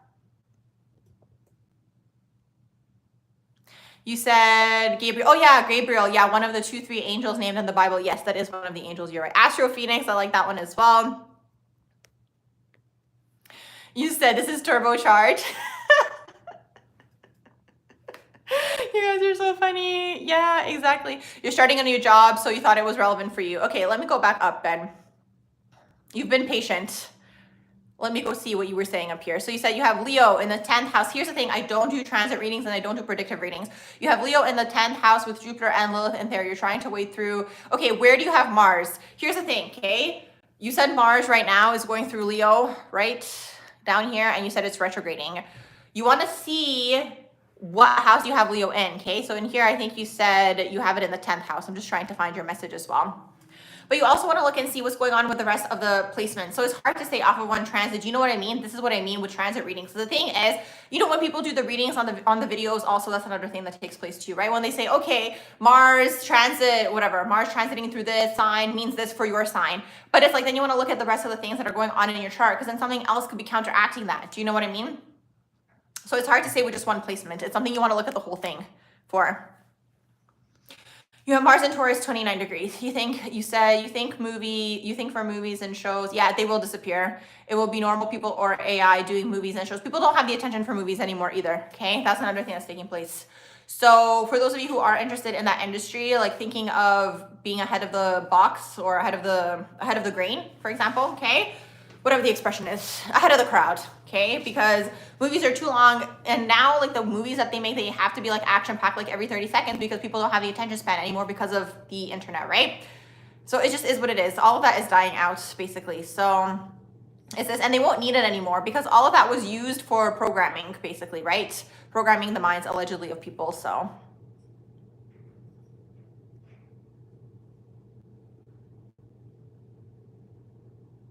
Exactly. Oh my gosh, non-duality, you get it, okay? Yes, exactly. You said you're basically talking about sexual energy, and they said you're still vulnerable to astral energies that are rooted in lust instead of genuine love, if genuine love isn't as common as one might think. Okay, so here's the thing. Here is the thing, okay? Basically, this is what I was explaining in that video as well, okay? So when you guys reach the climax, okay, and I'm going to have to speak between the lines. It just is what it is, right? So I'm just going to call it the heightened point. Okay, that's what I was calling it in that video as well, okay? So when you guys reach the heightened point, you're opening up a portal, okay? And when you open up this portal, everything can come through now through the portal. And if the other person has entities, those entities can latch onto you and all these things, right? So the whole point of like the love energy is because when you're in a love energy, you are basically in an energetic protected bubble, okay? And that's something that I was thinking once too. I think this is why people look for love in their everyday lives, whether it's love through a partner or whether it's love through friends and community and all these things. Because when you have basically, it's like a protection bubble, okay? Because it's very dark down here and dense. And I was speaking about this earlier too, okay? When I was talking to one of you guys and you guys mentioned like not working, okay? So for example, when you're not working or if you don't have hobbies or you're not doing anything, you start to merge to the collective unconscious. And if you start to see the energies for what they truly are down here and you're not doing anything, you actually start to see that it's very dark down here, okay? So when you are in this vibe, okay, whether it's with your community or you're doing something that you love, you are actually in a protection bubble because you are in the love vibration. I hope that makes sense. So when you're in the love vibration, when you're engaging in anything, basically you're being energetically protected. I hope that makes sense, okay? So it's this. So this is probably why people are always looking for it, right? So if you start to go into isolation energy and being just like on your own and isolated, that's usually dark energies that are pulling you out of, you know, this love vibration, right? And it's really dark down here. Most people are just not, basically people aren't, they just don't understand what's going on down here and the energetic aspect of things.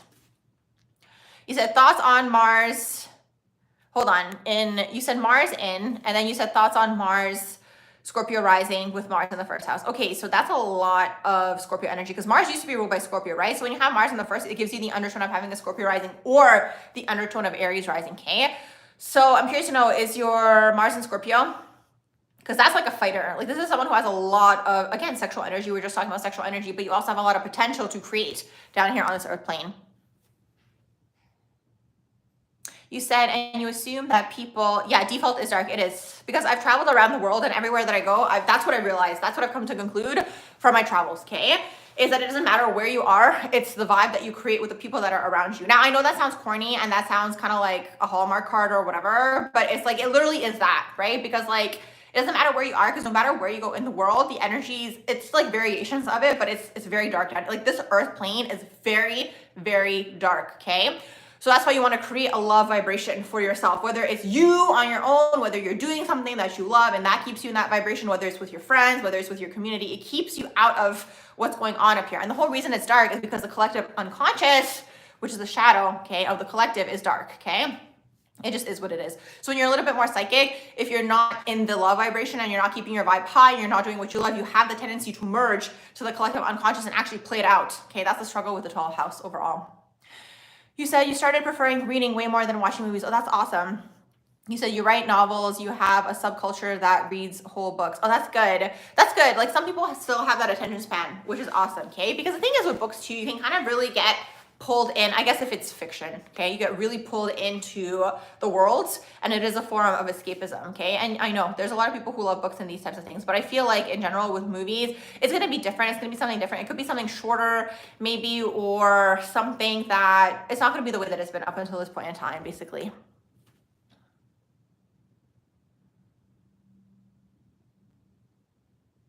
You said you feel like Scorpio is surgical precision with truth, while Sag is like an axe with how they communicate, saying it like it is. I mean, I do have Sag in my third house, so there's that. What would you guys like to know about? Hold on, I need to go back up. You said you'd love to know about this. You're unaware. Okay, what was it that you guys wanted to talk about? Hold on. You said, yes, thank you. I do know something about everything. You said I should talk about vital energy loss that occurs. Yes, exactly. Exactly. That's exactly what it is. So here's the thing. It depends what are you attaching your heightened point to, okay? The O. What are you attaching that to, okay? Because here's the thing. Most people, when they're unaware, especially if you're watching something, it is what it is, okay? When you guys are watching things and you are attaching it to the thing that you're watching, you are attaching your energy to that thing. You're opening the portal up to whatever those people on the screen have energetically within them, okay? Because the thing is the mind, and this is why like it's so tricky, that whole world, because the mind, whether it's seeing something, and this also relates to the movies, right? So, okay, this wound, I talked about this, okay, in the sexual energy siphoning video on this earth plane, okay? The wound manifests differently, whether it is in the feminine energy collective or if it is in the masculine energy collective. In the feminine energy collective, they are attaching basically that sacral chakra wound to love, okay? And that's through movies that they're attaching it to, okay? And then in the masculine energy collective, they're attaching the sacral chakra wound to, let's say, corn, okay, with a P, unfortunately, right? So it's like both, and it doesn't matter whether you're male or female, it's just what energy are you operating predominantly in, right? So it's like, it's this wound that is like the mind, okay, because it's like the blurred line between like reality and fiction. When you're watching these things, right, you are attaching, okay, your basically the sacral chakra, right, that's wounded for everybody in the collective, okay? Everyone has to work through this, is basically what that is, okay? So you attach it to this, but it's basically the same wound, okay, just manifest it in a different way. And when you're watching these things, the mind doesn't know the difference between reality and fiction, right? Because when you're watching, and that's why they also want to do the virtual reality, right? Where it's like you're watching things and you're sitting in your room, right? And you have like the headset on, which they already have, okay? I went into the Apple store recently, okay? They're already starting to put that out there, okay? But that's the thing, because that's how powerful the mind is, okay? So that's what's going on here. So that's what's going on with the sacral chakra. So it's like you have these different types of woundings in the sacral chakra, and then it can manifest into codependency or it can manifest into addictions as well. And then it's like you are depleting yourself, just like you mentioned, okay? You're depleting your life force energy because your sexual energy is actually your life force energy. So it's like when you get to the heightened point, okay, if you are not, let's say, you know, visualizing for yourself, for example, like let's say you're attaching it to something that you're watching. I'm speaking between the lines, so I'm sure you guys catch my drift with what I'm saying. You're now opening yourself up energetically, okay? You're opening yourself up energetically, and whatever you're watching, let's say they have entities attached to them, you are basically allowing that energy to come through, and it lowers your vibe, okay? Is basically this, okay? So that's kind of what's happening with that. Now, that's not to say you have to go into extreme energies either, where you don't engage in this ever. Let's say it's with yourself, right? Because you still need the energetic release. But it's like if you are releasing your energy and you're going to attach it to something, you might as well attach that energy to something that you're trying to basically bring through for yourself, okay? It's kind of where I'm going with all of that. So when you get to that heightened point, you want to attach it to something that you want to create for yourself, okay? Instead of attaching it to people, instead of allowing other people to take it from you, let's say it's in a partnership as well, right? Let's say there's two people and they are very well aware of this energy, the S energy, okay? And I'm speaking between the lines, so I hope you guys are following. If two people are very well aware of the S energy, that's literally how they bring a soul through, right? Is basically this, okay? But let's say two people are really aware of the S energy and they're on the same page and they want to bring through the same thing. Well, you know, you're going to bring it through faster because you have two people. This is why you have all of the dark people in this world engaging, okay, in S magic, allegedly, because they are aware the more people that you add to the manifestation of it, the faster it's going to come through, especially if you're attaching this energy to that particular thing, okay? It's basically what it is. So when you have an unaware person, and this could be also unconsciously taking place as well, and then you have the other person who is now siphoning your sexual energy, let's say you're in a partnership, okay? Well, you know, if you're unaware and you're opening yourself up energetically, they could be taking your energy through this act to create and manifest for themselves. Is basically what that is. So the energy is really, really strong, and you want to be very mindful with it, and you want to learn how to basically use it for yourself, okay? You said get out of your head. I'm so glad that resonated. You said ideas at that point for you, it's like a peak, okay, you spelled it differently. And then you said beyond the veil. It is. Okay, so you guys, when you get to the heightened point, and this is why some people become obsessed with it, and this is, okay, so this is another theory that I have, okay? One time in one of my previous lives, I mentioned, and this is my theory, okay? And I'm saying it, and this is another reason why like I just speak what I think, okay?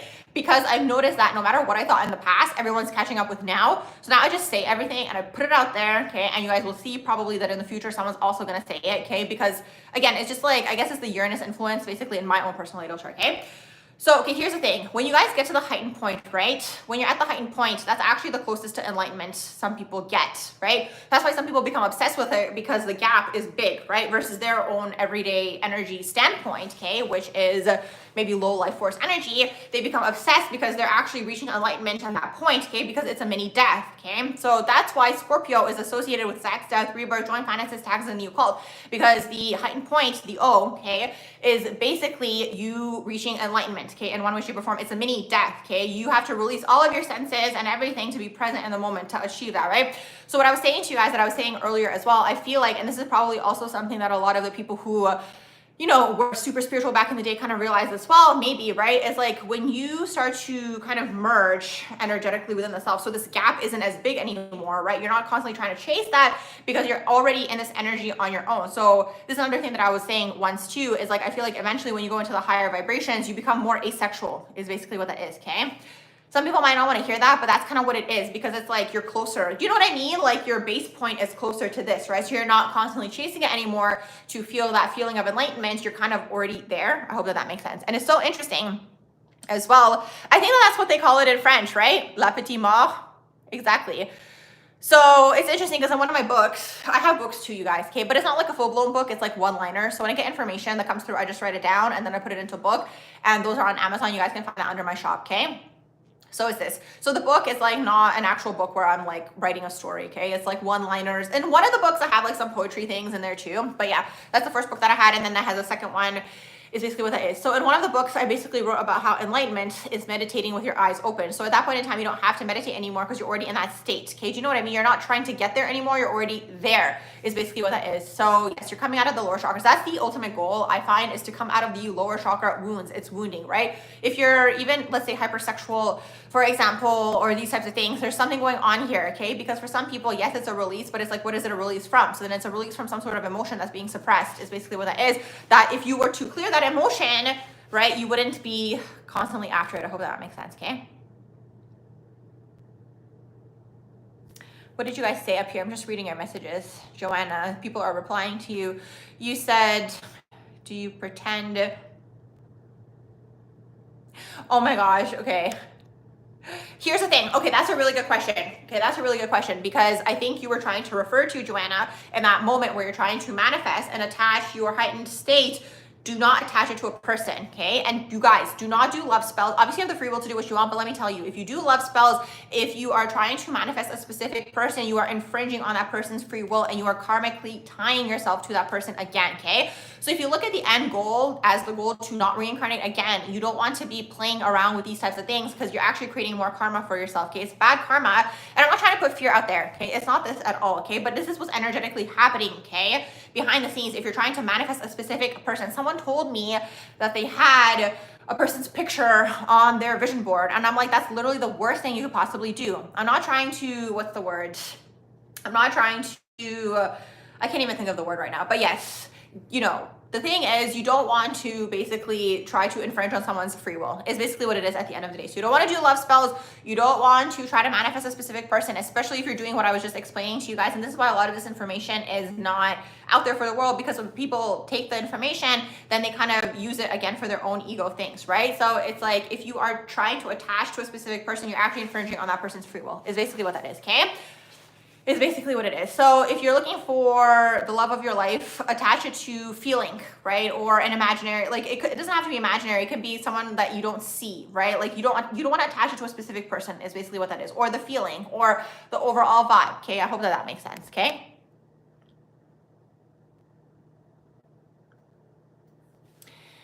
He says some worship the boons and embrace feeling bad. Yeah. Those are the people that are in the shadow aspect of things. You guys are also amazing. Yes, you guys are so amazing as well. I'm just reading your comments down here. You said many people are choosing not to bring another soul. Exactly, not to bring another soul onto this earth plane. I actually had the theory on that before, that was connected to it being part of your last lifetime down here on earth as well. If you decide to not have kids, yes, because here's the thing, but it depends. Because sometimes it's in people's karma as well. Because the thing is, when you have a kid, okay, you have to look at why are you having the kid. Most people are unaware and they just do it for whatever reason, right? It just happens for them, okay? But if you have a little bit more awareness, which is exactly this thought here, okay? And again, you all have the free will to do what you want and reflect on all these things in your own free time. Take what resonates and leave behind what does not, okay? But if you reflect on it, right, and you think about, okay, what is the purpose of bringing, like if you were being intentional with it, right? Why would you want to bring someone into this earth plane? Is it for an ego reason? Is it for ego validation? Is it for a societal reason? What is the reason, right? Because the thing is, a lot of the time when people have kids, the kids are actually the breakdown of the parent's ego. That's one thing that takes place, okay? First of all, you'll see a lot of the time, you know, and it's karmic contracts, like you'll see what's going on between the two individuals as well, between the parent and the child. Sometimes it's karmic from a previous lifetime, but yes, that's the way that I see it. Like when a child gets brought into the world, it's like a lot of the time, more often than not, what I feel like, and I spoke on this as well on my TikTok way back in the day, maybe 2021 or 2022. It's under one of my playlists on TikTok, okay? But the thing is here is like, you know, when you're bringing a kid into the world, what's happening is a lot of the time what people are doing is they're putting their wounds on the kid, right? So they want to give the kid something that they never had, right? So like, let's say you always wanted to be a ballerina, then you put your kid into ballet, for example. Or let's say it is you always want to go to Disney World, you bring your kid to Disney World with you. A lot of people are healing their inner child through their children, okay? Is basically what's happening, whether it's directly or indirectly, right? So if you heal your own inner child, you probably won't have the urge, okay? I'm just gonna put that out there. Okay, good. I'm glad. There you go. You said some people say that North is KK's trauma. Or, oh my gosh, so interesting. I said trauma. Karma. I'm trying to, it's the KIMK karma for the people who are rewatching the live replay. Try not to say their names, because if you say their names, they pop up under like the video, and I'm not trying to have that vibe on here. You said, remember that we discussed that the patriarchy. Okay, one second, you guys. Okay, I'm back. You said being a hypnotherapist, it is so true. Childhood trauma, exactly. Healing. You said childhood trauma healing.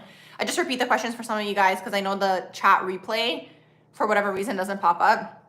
Anyways, okay, you said, remember that we discussed that the patriarchy wants to encourage people to make commitments before they're ready. Exactly. This includes romantic relationships. Exactly. They want to bind people. That I have a video on that as well. Okay, under my metaphysical playlist. I called it, I think it's energy siphoning. I think that video is talking about energy siphoning overall. Okay, you guys, here's the thing. This was important to understand. The whole energetic structure, okay? And even when we talk about patriarchy, I look at it as a shadow patriarchy because it's not a real patriarchy. It's not a divine masculine type of setup. It's shadow masculine in my own opinion, okay? So it's a shadow patriarchy and it's a shadow masculine type of setup, and everything is inverted down here and it's all backwards and it's whatever, okay? So the way that the whole energetic structure is basically, okay, the root of everything, and it's just my own opinion from existing down here, okay? It's just my own opinion. Okay, basically what's happening is everything that takes place down here tries to throw you off your path is literally what it is, okay? So that's why a lot of people are trapped, quote unquote, or like in the reincarnation loop where they keep reincarnating again, because the soul comes down here, okay? The soul comes down here. Check out that video. I have it on here as well. Also the metaphysical playlist where I talk about how to not reincarnate again. All my own observations. I just think about these things, okay? And I make the video and it either resonates or it doesn't. It just is what it is, but I still put it out there, okay? So here's the thing, okay? Everyone comes down here with some sort of goal or mission or whatever it is, okay? Something that they want to do, okay, on that soul level. But you come down here and there's so many distractions, okay? So that's what happens. From day one, everyone gets energetically targeted with some sort of distraction to basically distract them off of their path, okay? And the only way that you know that you are on your path is when you listen to your heart space, okay? And your intuition. So one of you guys earlier that was talking about wanting to be, I think, an artist, but the family wants you to be a nurse, right? So that's karmic for you to break through in this lifetime, right? Where it's like you are meant to listen to your heart's path, right? Because the heart space, and I have another video on this as well. You guys just check out the metaphysical playlist, okay? Because I have another video where I talk about how your heart space and your feelings are connected to God's source, right? So that's why they cut everybody off from their feelings from a young age, okay? When you're cut off from your feelings, you're cut off from source, okay? Because then you're stuck in the lower chakras. When you're in the lower chakras, you're basically stuck in the darker energies is basically what that is, right? And everyone has to go through this, okay? It just is what it is, okay? Everybody goes through these energies until they get to the awareness, right? So you want to get in tune with your heart space. You want to get in tune with the intuition, which is your heart space, right? Because that is what's leading you, okay? So other things like astrology will confirm this for you, something that you already believed about yourself. You want to just believe in yourself and what you're meant to do down here and not get distracted. So it's like, this is why you also want to master the wounds or the soft spots, okay? And this is why I call it soft spots these days, because the thing is, yes, there's a huge focus on healing, but the thing is, no one's ever going to be 100% healed. You just want to have awareness of the wounds, right? So let's say you have a specific type of wound, you know, whatever the wound is, you get targeted energetically in that wound to throw you off your path, right? So let's say your wound is codependency. Let's say your wound is lust. Let's say your wound is a money wound, all these things, okay? And then it's like in this whole cycle, you are now building karma, right? So that's the whole tricks of the trade. You want to come down here on this earth plane. You want to clear whatever karma you have, okay, from the previous lifetimes to break out of the whole structure, energetic structure. And then you want to listen to your heart space and follow your soul's path. And then when people get sent your way, you have to have the discernment to make sure that these people are not throwing you off of your path. That's literally what it is, okay? So that's the thing here, right? And then when you complete everything, you have no regrets. You didn't do anything shady. You didn't energetically get bound. So this is connecting back to what we were speaking earlier, right? One of you guys mentioned concern. You mentioned how all these things, right? So from a young age, that's why there's a huge focus on youth, because they want to siphon your energy when you're young, first of all, okay? But they also want to throw you off before your prefrontal cortex develops, before you come into the awareness, right? So they want to throw you off energetically, whether that is through a romantic relationship, like one of you guys mentioned, whether that is through financial binding, okay? Being bound, let's say, to a person, whether that is through whatever, you do something and then it throws you off. Let's say someone does a crime, right? Because that's the thing around Saturn return, that clock, that Saturnian clock, that's the clock down here in my opinion, okay? That Saturnian clock is ticking. So you're always gonna get caught energetically around your Saturn return no matter what you do down here. It just is what it is, right? So up until your Saturn return, you wanna wait until your frontal cortex, prefrontal cortex develops before you make any major decisions in your life, okay? Because otherwise those things are throwing you off your path. That's just the way that I see it. It just is what it is. That's just my own opinion, right? So that's the whole thing down here. That's the game in a nutshell, in my opinion. You wanna come down here, you wanna see what you wanna do, you wanna focus on what you wanna do, and you don't want to be distracted off of your path. And then in doing all of this, you're clearing potentially, maybe in the early part of your life, you clear the karma, quote unquote, okay? But the thing is, it's a loop energetically, right? So it's like eventually you get to the point where you don't wanna feed into it anymore. Do you know what I mean? Like let's say there's a pattern, and you'll see this in people's charts. Let's say your wound in your natal chart, for example, is to, let's say your wound is to feel bad for people, 12th house people, right? Let's say you're like really empathetic and you feel bad for people and you want to change people for whatever reason, okay? You're gonna have to explore why that is, okay?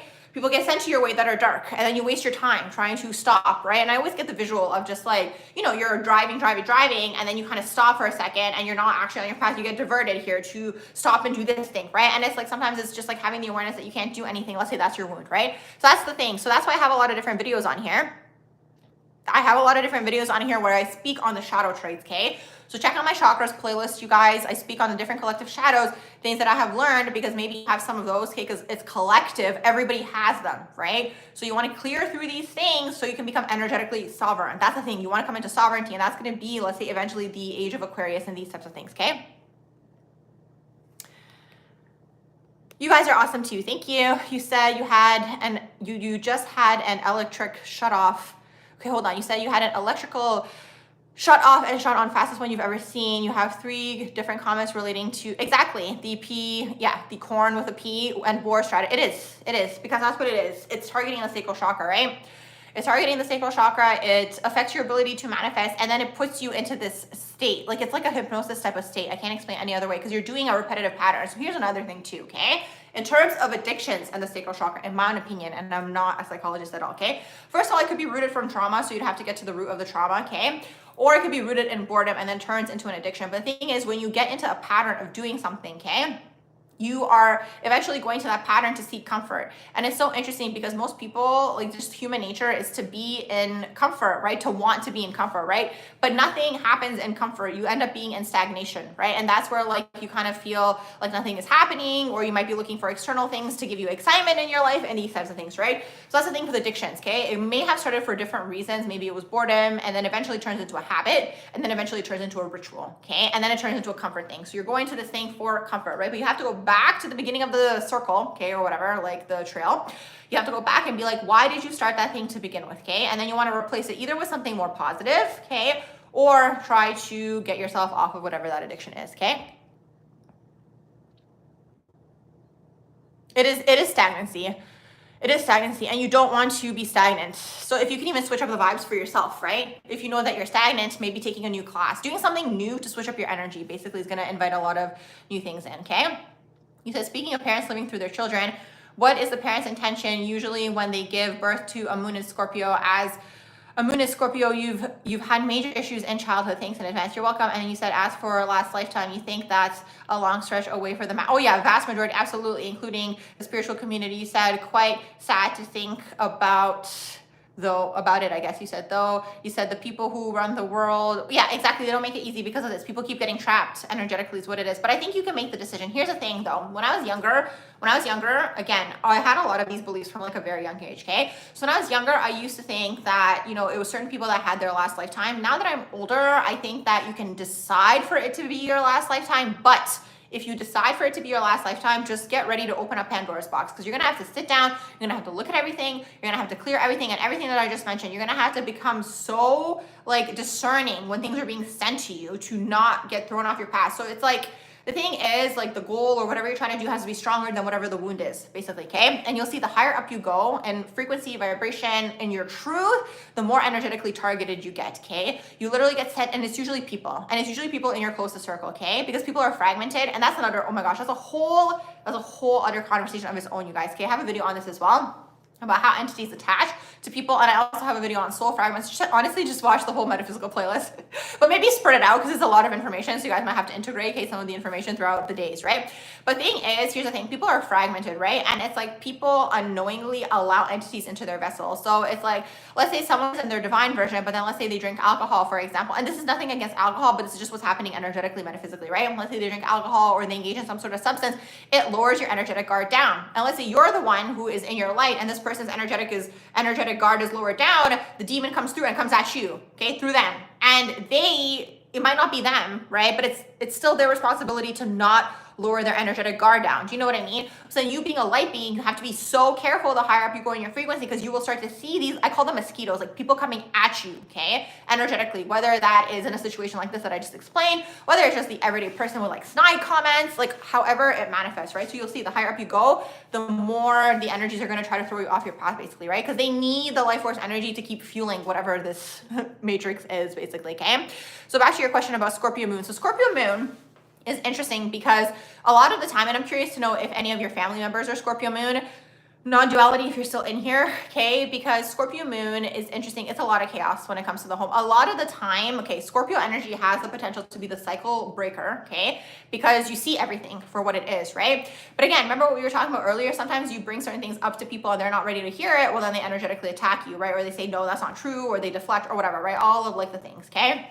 So having a Scorpio moon, you know, it's interesting because you learn to navigate throughout the world, okay, in terms of the energies, right? So it's like you're actually learning all about feminine energy manipulation. Also, as a Scorpio moon, you're learning all about not being controlled. You're learning all about and also you not doing that to other people, by the way, as well, right? Because sometimes you grow up in it, so you just might do it out of habit, right? Just because you learn that as well, right? Being a Scorpio moon, for example, okay? So it's this. So it's basically this. But a lot of the time, also, the energy has a huge potential for healing as well, okay? And holding space as well for, let's say, the family as well, okay? So you're kind of healing through the home. So that's another thing in terms of the journey, right? Because it's like, you know how people say, you think you healed and then go spend like a day or a week with your family and see how far you've come, right? So it's like at that point in time, you haven't healed the wound, right? If you go back and they're still triggering you, right? You've only transmuted the energy if you're able to go back, right? And be in the energy. And this isn't bypassing, by the way, just literally be in the energy where they're not affecting you energetically anymore, right? That's when you'll know that you've actually transmuted the energy, right? So having a Scorpio moon, you have a huge potential to transmute a lot of darkness around the home, right? But it's up to you if you're going to do that or not, right? You're welcome. You said, is there any karmic meaning to the fact that your entire family, so sister, mom, brother, and yourself you all have Sagittarius moon except your dad with the Aries moon? Yeah, so basically it's so interesting. I was just asking the Scorpio moon person this. You'll see that travel in families, okay? You will see that travel in families because the way they got raised, they're raising you in the same way. That's basically what that is, right? They're basically transposing, I guess, or putting the energy onto you, right? So this is what I mean. And that's another thing too. So one of you guys was asking about kids and having kids, right? So it's interesting because it's like, there's always two timelines playing out, you guys, okay? So you know how people talk about there's too many people in the world, okay? So they have their own agenda why they think there's too many people in the world, right? But the other part of the story in terms of too many people is like, people have replicated themselves so much. I hope that makes sense, right? So it's like we're at peak wounding because it's like things travel in the family until it gets to the person usually who wants to heal that particular thing is basically what that is, right? They want to heal that particular thing and then they clear for the family line. So it's like, people have replicated themselves. It's just the way that I see it psychically. Like it's just all of this generational stuff has just been passed down, right? So there's that aspect of quote unquote too many people, but it's not like there's too many people. It's not like a resource thing. It's not anything like that. It's just like the wounding replication, right? It's just like so much of just like energetic, replication of the one person, right? Like people are being just replicated and it's just like, you know, there's like a twist here and a difference here, right? Until it gets to the person that actually wants to transmute the energy. So that's something that happens within families. You'll see that a lot actually, right? Where they share moon signs because they got raised. It's like basically an energy that's being, you know, again, transposed or like, you know, like being, you know, what's the word? I keep wanting to say transmuted, but it's not transmuted. It's just getting passed down through the family line, okay? Until it gets to the person that wants to clear the energy.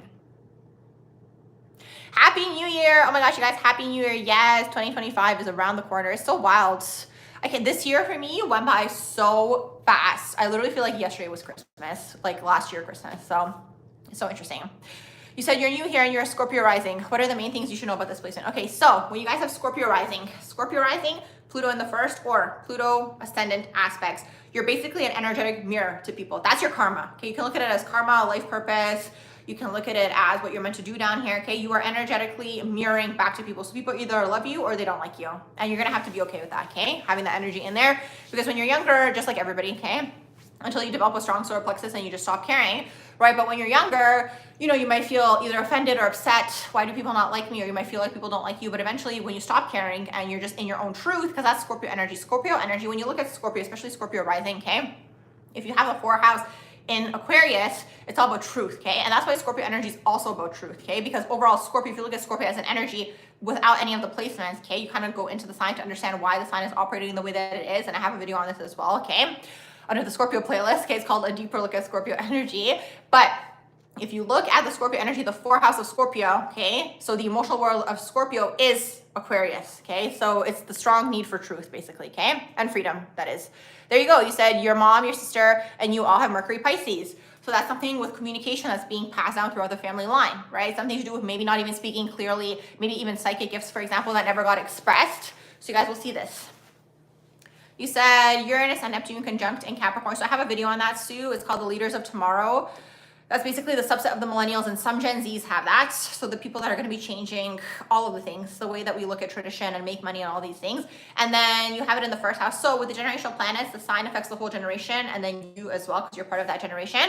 And then the 1st house affects you more. So Neptune in the 1st, you're dreaming, okay? You might attract stalkers with that energy as well. You could be good on a screen, okay? People project onto you. So that's another thing that happens, okay? When you have Sun so when you have Sun in the 12th house, Sun in Pisces, if you have Sun and Neptune aspects, or if you have Ascendant and Neptune aspects, or if you have the rising sign in Pisces, or if you have Neptune in the 1st house, okay? All of these placements, people project onto you, okay? They project a dream onto you. So it's either they project their dreams onto you sometimes, so you can take advantage of that. Or more often than not, what happens is because, again, we're all psychic. Everyone's telepathic, right? In one way, shape, or form, which, by the way, that's another thing that's coming out now, too. People talking about telepathy, okay? Meanwhile, the psychics have been telling everyone for so long, okay? But anyways, so, okay, because we're all telepathic and we all pick up on energy, a lot of the time these people are feeding into unconsciously into other people's dreams of them. I hope that makes sense, okay? So people that are around you, you might unconsciously play into a role or like a vision they have of you, okay? Because you're picking up on their dream unconsciously of you, but you're not meant to do that, okay? So the karma, or again, purpose, or whatever way, shape, or form you want to look at it, is to break free from this, okay? I hope that makes sense, okay? So that's that. And then you have Uranus in the 1st house, super non-judgmental, super smart, okay? It's the undertone of having an Aquarius rising, basically, okay?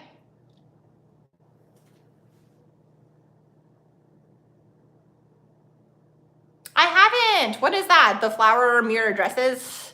Let me screenshot that. I always screenshot these things to look at them after. Sometimes I do, sometimes I don't. Hey, Mitch, how are you doing? You said you used to drink and excess. You stopped suddenly, like drink alcohol. And then you said then you saw this immediate seesaw effect throughout your life. You said probably from natal Saturn and Pluto for the 1st house. Yeah, honestly, I used to party too. I used to go out, like all the things, right? I cut all of that out of my life. But yes, it was fun while it lasted. I'm not gonna lie. When I'm in a phase, I'm in that phase 110%, okay? So when I was in my partying phase, I was going off, okay? So I was going out Wednesday, I was going out Thursday, I was going out Friday, Saturday, okay? All the days, Christmas Eve, every day, all the holidays, all the time. But I had a lot of fun, okay? I had so much fun, so it is what it is. And then I'm in and out. So I'm in the phase, I'm having a great time, and then I get over it. And then I just move on, is basically what that is. You said both people have each other's Venus in the 12th house chart overlay. My thoughts. Oh, you have a first date tomorrow. Well, you guys are going to be familiar to each other, but also keep in mind 12th house can be past life enemies. So it can be a healing dynamic, but it can also be something that you're clearing from a previous lifetime. You said you're demisexual, asexual spectrum, and you thought there was something wrong with you. No, you're just more evolved. It's literally this, okay? It's literally this. Now, again, people might not be there yet to understand this concept in the world, but I'm telling you guys, just wait. Wait maybe 5 years, okay? Everyone's going to be talking about this, okay? It just is what it is, so. It is what it is. I'm just going back up to see what I may have missed up here. You said you love doing stuff with your friends in the metaverse horizon. You suppose there are gamers who are isolated and escapists. Yeah, but that's everything in life. You're always going to have people who are escaping. You said, what do I think about this physical experience that we are having, and why is it necessary, and what is the karma and the whole thing? Oh my gosh, that is That is an intense question. Basically, I'm not sure if you've been in the chat this whole time, but everything that I just spoke on is going to resonate with that, okay? So it's all connected. The way that I see it is it's all connected to reincarnation, okay? Coming down here and wanting to do something and then getting distracted is a big one, okay? And also getting, you know, caught in the web of karma is basically what that is. You want to transcend it. You want to exit it, okay? That's the whole point of, like, that's the whole concept of exiting, okay? But also the whole point of the game, right? To learn the game, benefit yourself in whatever way, shape, or form you can, okay, in terms of what you want to do down here. And exit is really what that is, okay? A quick in and out, right? Which a lot of people probably thought they were doing, but then they got sucked into the loop down here, okay? Because there's a lot of deception. There is a lot of deception down here, you guys. And it's on every corner, but it's now being revealed, which is amazing, okay? We're in the age of information. Let's see, I'm just back up here checking to see who I may have missed. You said Capricorn moon. You said, can I tell you any key points? New moon on the new year. You heard that's significant. Again, with the transits, you guys, yes, you can look at it for fun, but don't hold on to it. You know what I mean? There's other things that are happening with your chart. You want to look at everything, right, together. So it might affect you, it might not affect you, right? But you can look at it for fun. You know, you want to see what house is it in, and that's where you're having something new start, okay? For you, you have moon in Capricorn. What house you have Capricorn in, okay? That's going to be a new beginning in that house for you, okay? That's how you guys can do it for yourselves for any transit. You want to look at what house is it going through, that particular transit, and whatever that transit means is going to affect that house, okay? So moon in Capricorn is a little bit of a struggle because moon is ruled by Cancer, right? So when you were growing up, there wasn't necessarily a lot of emotional support. You may have felt neglected. You may have felt abandoned, okay, emotionally, right? So moon in Capricorn tends to be energetically shut off, first of all, but they can also be all about the hustle. They can also be all about hard work, for example. And also when you were growing up, let's say all of the financial things were met, like the financial needs could have been met for moon in Capricorn, but not necessarily the emotional needs, okay? Again, depending on the aspects, you want to check the aspects and all the things too to see, okay? If it is resonating or maybe it's well aspected, for example, okay? Yeah, Capricorn moon is hilarious. You said, thank you so much for that commentary. Awesome. You said it applies to, okay, good. And then you said you have sun in the 12th house and have been playing into people. Exactly. That's what it is. So that's the energy, okay? When you guys have sun in the 12th, sun in Pisces, sun, Neptune aspects. And then you also, if you have Neptune in the first, if you have Neptune ascendant aspects, or if you have Pisces arising, unconsciously, you play into people's dreams of you. It happens actually unconsciously, okay? And usually everything ties back to survival, right? So that's probably like a way that you learn to be accepted, whatever, right? Again, I'm not a psychologist, but that's usually what it's like rooting from, right? So then throughout your life, unconsciously, you start to play into this. You're a little bit more in tune. You're in tune with the other person, right? And maybe, again, there's something there that you like in the person or want to have them around or whatever, right? Whatever way, shape, or form it manifests. But it's like the karma here is to break free from that, right? Because you want to be in your truth. You don't want to be playing into somebody else's dream of you, okay? You said you believe in truth and justice and speaking your truth, and you've learned this through a lot by being shut off, shut down, not being able to speak. Capricorn, exactly. You want to speak up. That's the thing. Sometimes that energy, you said you're demi and sapio. Exactly. You will see this. People, you said you love that demisexual is just more evolved. That's exactly what it is, more evolved. It is, because it's like, okay, here's the thing, you guys, and it just is what it is. People who operate out of their lower chakras and like, if they're in their lower chakras, this is why it's a consciousness thing, because a lot of those people are actually operating out of primal instincts, which is actually connected to still being in the animalistic mind, right? Is what it is. So you're at that level of consciousness, right? So that's just where the person is at. When you go into your higher chakras, you are not operating out of those urges anymore, right? You're not being controlled by the primal animalistic nature. Do you know what I mean? You are now evolving, right? Which is, again, part of the journey at the end of the day. Okay, one more second, you guys. Give me 1 second. Okay, I'm back. You'll see that, and that's why you'll see usually like people can go into that energy, let's say like the demisexual, sapiosexual, whatever, it's all on the same spectrum, right? You'll see that those people go into that energy as they get older, for example, right? Because again, yes, we can talk about biology and hormones and all the things, right? Sure, that's there, right? But it's like, you'll see as they get older, right? So it's happening as they get older because, again, they're ascending, right? A lot of the time when you see elderly people, they're more ascended, which is so unfortunate because that's another inversion in the society, right? The society focuses on youth when it should be focusing on the elderly people because they're the ones that have all the wisdom, right? But it's like, if you listen to the elderly people who have the wisdom, then you're not going to play into the game, okay? You're not going to feed into that. So it just is what it is. You said karma is the Kali Yuga, exactly. Age, you said, can I explain everything? You're a Taurus sun, both parents squaring your sun. Mom is Leo, so you're probably breaking down their egos, Crystal, probably.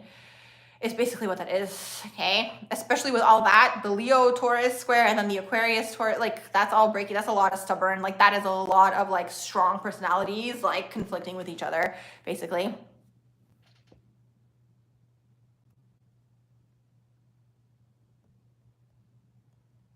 I'm just checking to see. Saf, I'd have to do a video on Vesta. Okay, Sun conjunct Moon, Mercury, Venus in Pisces in the 8th house, and then you have Pluto squaring your Moon and Venus as well. Wow, that's a lot of 8th house. So you're basically clearing through a lot of generational things, I feel like, in this lifetime. That's the thing with Pluto too. If you have Pluto aspects, you're basically clearing through generational things, okay? For the family line, for the generation as a whole, all the things. That's a lot of karma to clear. Yes, and you could also be super psychic with that energy and also medium with the 8th house energy in there as well. It's a struggle though, because it's like the square to your Moon and to your Venus, like that's a lot of shadows coming up in your, specifically it could be relationships with women or people who operate out of the feminine, because it's Moon and Venus, but it could overall be all relationships, right? With the Pluto square in there. And then also because it's generational, you might have that like within your generation. Do you know what I mean? It could be echoed throughout your generation. So like everybody that you meet, you're clearing something basically with them through the synastry, if you look at the synastry.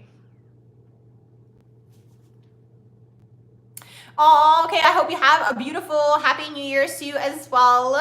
Thank you for being here. Thank you for being a part of the live, a part of the chat, you know, part of the whole channel overall. I hope you have a beautiful, happy New Year. Yes, you guys are all my besties too. I love you guys. You said you assume that merely participating in a group like this group can transmit a lot of energy. Exactly. You said you're feeling very tired this time. Exactly. It can, because it's like, and this is why they didn't want people to interact in person, right? When that whole thing was going down in 2020, because like when people are in person, because you're speaking and you're excited and you're bouncing ideas off of each other, you're elevating the frequency is basically what that is. Okay, it just is what it is. But we can do it this way too. It's fine.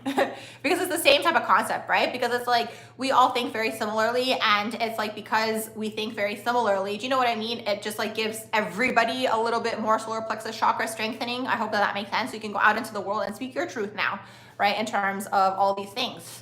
Is really what that is. You said, yes, you said that's brilliant. Young versus old people focus. Yeah, everything is, you guys, you have to look at everything down here is inverted and backwards. Everything that they tell you, you have to look at the opposite, okay? Everything is an inversion and everything is backwards down here, okay? So yes, everything is literally backwards down here. You said you have Jupiter and Uranus and Aquarius in the 7th house. You said big sapio. Okay, demisexual energy. Yes, that could actually manifest into asexual energy as well. Okay, the Uranus and Aquarius in the 7th house, Uranus in the 7th house, Aquarius in the 7th house, Venus and Uranus aspects as well. Absolutely. You said anything to say on North Node and Moon conjunct Venus in Gemini in the 12th house. That's a lot of karma to clear in this lifetime with feminine energy and the home, basically. So part of the purpose for you is clearing that with the home, because it's carried over from a previous lifetime because of the 12th in there. And part of your life purpose could be something to do with art, emotions, feelings, poetry, maybe romance, like these things, like, you know, writing about poetry, writing about love, like that could be connected to your overall life purpose. Basically an artist. Happy New Year. Oh, Happy New Year to all of you guys. Is it already New Year? Oh, wait, no, it's not. Okay, today's still the 30th. I'm getting ahead of myself. I love you guys as well. Thank you for being a part of this channel. You said, you have a question for me. Do I have other highly insightful and intellectual friends that are also into the spiritual sciences? Yes, let's all be friends. Absolutely, let's all be friends. Maybe, see, this is the thing. I guess we can chat on here, but I don't know where people are chatting, because like I thought once about making a Facebook group, but that's like kind of outdated. Do you know what I mean? Maybe a Discord server, maybe, but I don't know. Can people talk to each other? I mean, here you guys can talk to each other as well. But yes, I do have a lot of my friends are on my vibe. Is basically like I have a lot of different friends, okay? Because at the end of the day, I'm a Libra, okay, and I'm also Uranus aspected, right? So I'm friends with a lot of people, but people who are in my closest circle, which is few, okay, who made it in into the closest circle, are just like me, okay? We're all psychic, we are all intuitive, we all think the same way. And you know, it's interesting to look at this industry because a lot of them also have similar combinations to me. They might have 11th house in their chart. They might have like psychic placements as well. They might have Scorpio energy in there as well. But yes, I'm friends with everybody because the thing is, for me, everybody is basically like a case study. When I meet people, I'm automatically thinking in my head, I'm like, what's going on in their chart? They're telling me a story. I'm like, what's going on with their placements? What's going on with this industry? Like, that's where my mind is going anytime I meet somebody. You said, how did I learn so much about astrology? What fascinated me and when? Oh, that's a good question. I think I have a video on here called about the title is called How I Got Into Astrology. Okay. Basically, okay, so how I got into astrology was because honestly, I was always obsessed with very like successful people. I was like, how are they successful? Is basically what that is. So that's how I got into it, because I learned that they all basically use it, is really, really what that is. And then it resonated with my own natal chart as well. It was a journey though, like it was like a whole journey to get to astrology though, okay? Because I had different businesses, and then one thing led into the next, and then I got into the spiritual world, and then I got into the metaphysical world and all the things, and then eventually got to astrology. And then I saw, when I discovered like my Scorpio moon placement, my whole life made sense, because I'm a Libra sun, but I'm a Scorpio moon. So when I had my friends, right, when I was younger, they would always be like, you don't act like the other Libras that they had, right? Their friends or their family members that were Libra family members. And I was like, whatever. Like, I always read horoscopes in like the magazines when I was a kid too. Like, I was always into it, right? But I didn't know there was so many other layers to it, right? So then I discovered that I had a Scorpio moon. I was like, oh my goodness. I'm like, my whole life makes sense. So then I started learning about it for myself. Then I started learning about it for other people. Then I started learning about it for literally like public figures and everybody, is basically what that is. So that's how I got into it, okay? In a nutshell. But yes, check out that video. I talk about it more on there. You said you think my area is more progressive. How do I find these progressive people? Okay, here's the thing. It is challenging. It is absolutely challenging to find them. It's so interesting. I was telling you guys this in my head the other day. I was telling you guys this in my head the other day because, okay, so I worked at a lot of jobs. I literally worked at so many different jobs. I have a video on that as well. I worked at 13 different jobs before I started working for myself, okay? So, and I started working when I was, well, I got my first job when I was 15, but then I started working when I was 16, but that was just like a month apart, okay? I got the job, like maybe it was like August, and then end of August, and then I started working end of September, okay? Which is when my birthday was, which was the best birthday present ever, okay? So anyways, so yes, since then I worked 13 jobs, and at all my jobs, my goal, okay, was to make it like worthwhile to be at that job, to find one person, at least one person at that job, okay, that was on the same vibe as me. So it's so funny because one of my friends that I'm still friends with to this day, okay, I started at the job in 2017, and it's so interesting. My friend has Mars in Scorpio. And basically, like, I had mentioned something about another one of the colleagues, just like, again, just being blunt, and like I joke around a lot too, and I was like, oh my gosh, like that person just like gives me the vibe, like they make a lot of playlists, right? Like they're all up in their fields, and like they make a lot of like playlists or whatever. Like, I don't know if it was Spotify back then, but whatever, right? So anyways, my friend was like dying. That's how the friendship started, okay? My friend was like dying because my friend was like, that's literally what that person does. Like they like make playlists all the time or whatever. I guess like they were into music and whatever. So we started laughing, we bonded over that.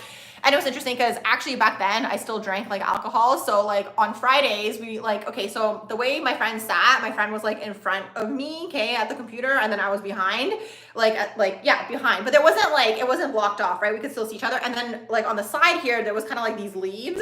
So what we would do is we would pour like wine into cups like toward the end of the shift, because like we would all hang out after work or whatever. So toward the end of the shift, we would already like start drinking, okay? But still, when I drink alcohol, I don't drink alcohol anymore. But yes. So anyways, we had a lot of fun times. And another thing that we did too was, this was so Scorpio vibes, because again, I'm Pluto dominant, and then my friend has Mars in Scorpio. We would like separately go, like, because okay, the way the building was there was like an underground center where you could, like a shopping center basically. It was underground, okay? So what we would do is we would go for coffee. Nobody would know, but we would be meeting up outside, right? And then we would like spill the tea of all the things that are going on in the office, right? I wasn't at that job for too long, and that was a whole story of its own with that job, because there was so much energetic beef with all the people that were working there. Again, Scorpio life. But anyways, I was there literally for 4 months, but again, I found a person there, right? So that's kind of always my intention. So it just kind of aligns that way. Like even when I go to, let's say, to an event or whatever, like I somehow always find people, and I don't know if it's because of the way that I talk about things or because it's my intention or whatever it is, but yes, I always somehow find people that are on the same vibe as me, because I find that you like want to test people. Do you know what I mean? You start using some sort of lingo to see where they're at, right? That was the earlier part of my life. Now I just spill all the beans is basically what that is. And you can gauge their reaction, right? Like I would go to networking events, okay, with the everyday types of people. I would go to networking events, and at the networking events, you meet all kinds of people, right? So sometimes I would tell people, like, just to see their reaction, right? They'd be like, oh, what do you do? I'd be like, oh, I do astrology. And they'd be like, oh, that's nice. And I'd be like, I forget, right? Because it's like my world is like all psychic, intuitive people and people who are into all of this type of stuff, into astrology, like all these things. And I'd be like, oh yeah, there's other people out there where like, because to me, it seems like everybody does it, right? Because it's my world, right? But then I go out there, people be like, oh, that's so niche. Oh, that's so, you know, like people trying to be nice or whatever. Anyways, I plant the seeds for them, and then I just like leave is basically what that is. So that's how it is. You just kind of have to, I guess, be in your own truth. You said you talking to your wife. I was talking to you in my head, and That's literally me all the time. And it's like, so you said you're obsessed with astrology. You've been learning it. Everything is, yeah, absolutely. I have a Scorpio moon. I'm Scorpio dominant. I'm Pluto dominant. So that's been fun. You said that's your Esperanza. Oh, I like that AI. The instinct to analyze astrologically immediately. You can't go back. Okay. Like, okay. Another thing I like to do is I like to watch reality TV. And in reality TV, okay, whatever, some things might be scripted, but you can't script everything, okay, in reality TV. So I'm always looking up their charts, and I'm always looking up to see what's going on with them and like what's energetically going on with them and all the things.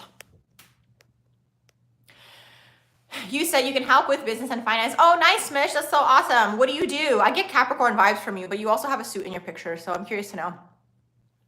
You said you feel honored to be amongst another Scorpio moon. You find that this placement to be on the rare side. You only know one. You wish there was a community for Scorpio moon. See, that was another thing. So when I originally wanted to make my Facebook group, and then I thought about doing Telegram, and then I just like didn't do it after a while because I knew I wasn't going to maintain it. Like I would make it, but I probably wouldn't maintain it kind of thing, right? I originally wanted to make a 12 house group, like for 12 housers, and then also for people who have Scorpio energy in their chart as well. But it's interesting. I have a friend, and around my friend are all Scorpio moons. And I'm like, you collect Scorpio moons?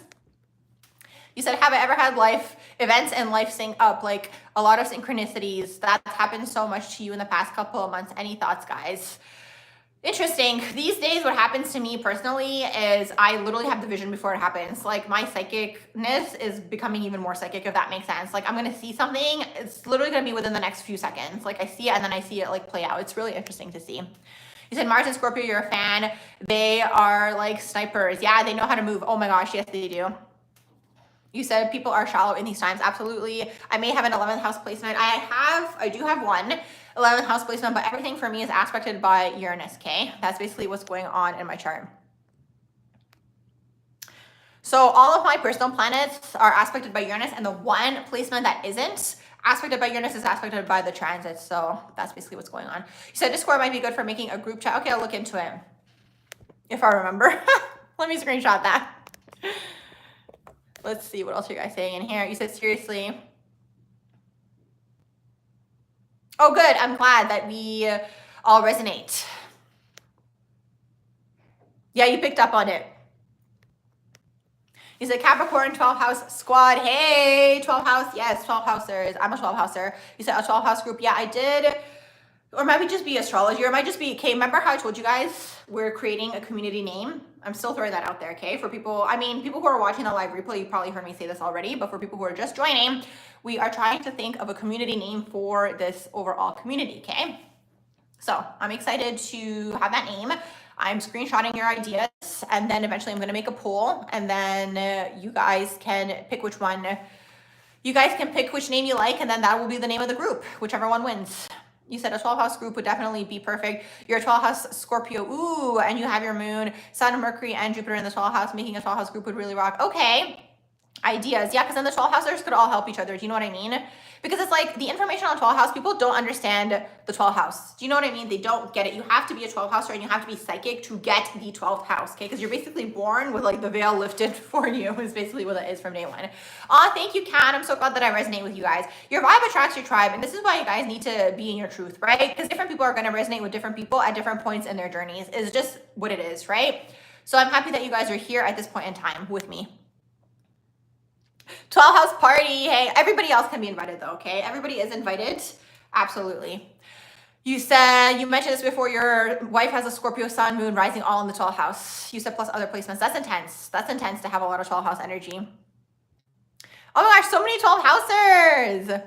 You said, I'm the only one that seems to understand the game board, aka birth chart. Yeah, not a lot of people get it because a lot of people, and again, this is where they're at in terms of their journey, right? But a lot of people, again, are, yes, surface level. Oh, I like that, the enlightened collective. Yeah, no, most people don't get it. They don't, because they are kind of surface level, right? And it's like, even when I was making content, I'm like, yeah, I can make that, but it's like, what's the point? You know what I mean? Because that's still not my truth at the end of the day, to keep things surface level, right? So it just is what it is. So this is my twist on it, okay? I teach you guys everything that I learned so far because I've learned a lot of things. I read a lot of books, okay? I love theological texts, but the root of them, okay? Not like the current day ones, the root of them, the spiritual version of the theological text, okay? I love learning about that. I love learning about mysticism. I love learning about anything that is esoteric. I actually have a book recommendations video. See, I keep referring you guys to videos, okay? I have a book recommendations video. I actually gave a lot of those books away back in the day because there was like a trading app back in the day. But anyways, that's a different conversation for a different day. But yeah, I gave a lot of those books away. But yes, if you guys are interested in some of the books that are based on like theology and mysticism and all the things, okay? If you want to learn, it's all about putting the pieces together. There's truth in everything is the way that I see it. But yeah, most people don't get it. They're surface level. Some people, because the thing is, like a lot of mainstream astrology, people look at it for fun or whatever. They don't kind of go deeper into it, and they don't like, again, it could be unconsciously like they're playing out their natal chart, right? But there's more going on there where you can actually use it and learn it to monetize, basically, okay? Hey, oh my gosh, you're an astrologer too. That's awesome. You said Pluto 10th house transit. Yes, you're going to go through a lot of change when it comes to your public image and your career. Yeah, 12 houses in the house. You said you have Neptune, Uranus, 12 house. Oh my gosh, you're also 12 house, Neptune, Uranus. That's like an inventor, basically. Yeah, it makes sense because it's a synastry, right? It's a synastry because it's like, again, it's my energy, right? So you guys resonate with my energy because there's something in the synastry between our charts. Do you know what I mean? Even sometimes when I look at people's natal charts, like it just makes sense, right? Because again, there's different types of people, and that's for a reason, right? Because different people serve different parts of the collective, right? So it is what it is. You said Scorpio rising, Uranus and Lilith in Sag, first house. You go deep. You need to know everyone's chart. Yeah, exactly. Especially the Scorpio rising. Absolutely.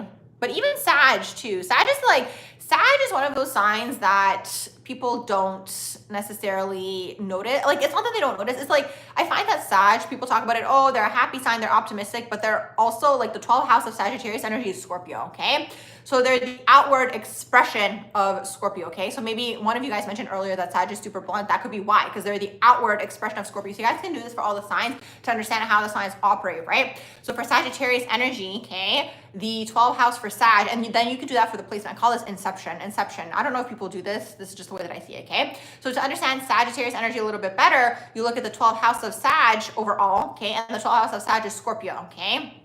And that's when they also have a lot to clear too, because it's a lot in their unconscious, basically. You said people normally attribute negative interpretation to the 12th house. Exactly.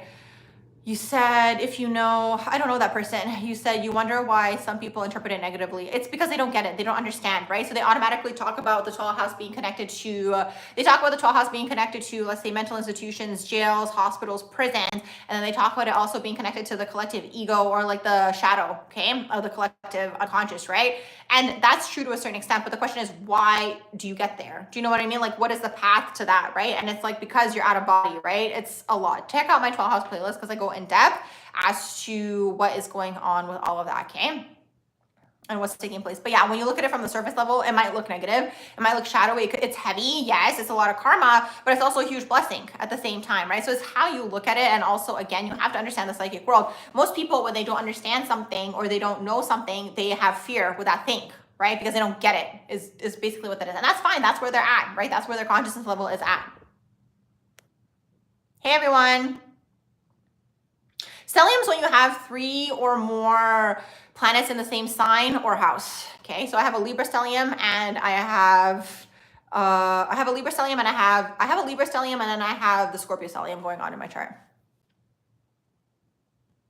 Oh, you're a Sun in Sagittarius in the 12th house. Exactly. Yeah, a lot of people don't.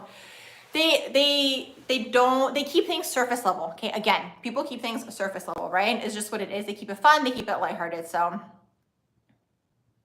You said, why, you know why Cancer love is unconditional? Because you have Libra in the 4th house. Hold on, let me think about that. Cancer is the first. There you go. See? Exactly. So you're understanding what I'm saying in terms of the inception. I just look at it in the same sign and in the same house. That's what I see it.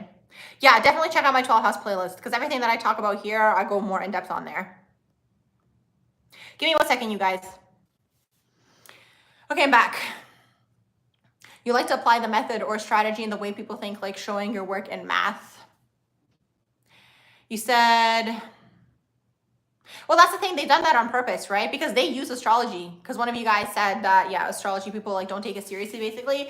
They don't, because of the fact that they use astrology. So here's the thing. If you're in power and you have the keys, you know, to maintain your power, you're obviously going to try to deflect people away from that thing that's putting you in power. You know what I mean? So It's just a tactic that they have. And again, it's part of the inversion down here. Everything that they're saying, don't look at this, don't do this, you want to look at that thing, right? So that's what's going on here. And again, there's different types of astrology too. So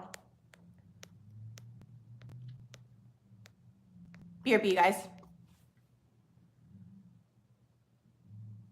Yeah, exactly. Gemini stellium, you're here to master your throat chakra and speaking and the mind, basically with the Gemini stellium. I look at everything for a stellium because you could also have asteroids in there too with a stellium. Do I have any comments on synchronicities in life? Absolutely. They just confirm that you're where you're meant to be right now, basically with the synchronicities in life. You said midheaven is in Aries with a Scorpio moon. Oh, that's a fighter, a warrior.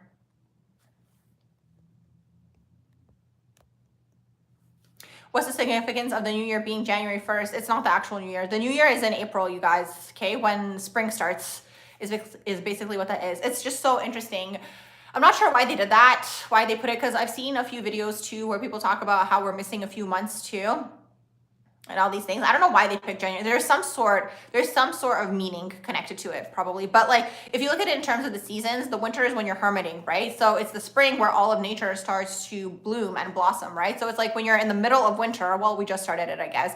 But when you're like in the winter, you know, and it's like you're trying to start something new, you're probably not going to want to be starting something new, because if you go with the body, right, you don't feel like it because you're in the winter aspect of things. When spring starts, that should actually be the new year, okay? Allegedly, my own opinion. I know, I don't know why they picked that day. You're welcome. They're not. People are surface.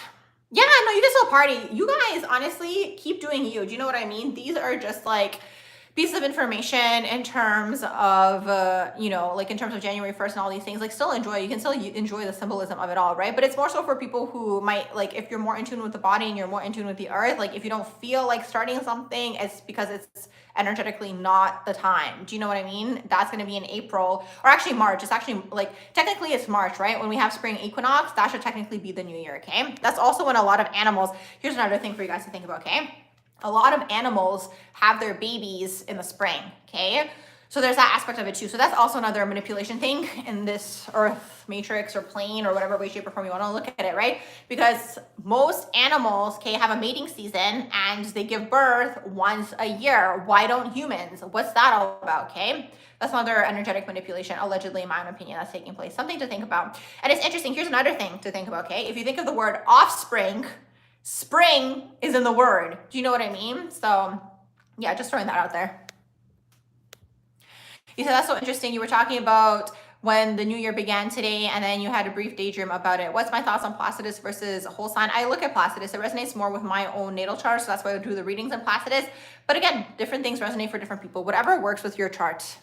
Do I have a video on Scorpio sound? No, but I have a whole playlist on Scorpio energy. I have a whole playlist on the 12th house and Pisces, and then I have a whole playlist on Scorpio and the A house, okay? So check out those videos because there's different topics in there that you can pick and you can watch. Whether hibernating, exactly. It's hibernation time. You said winter has such a vibe. Yeah, offspring, right?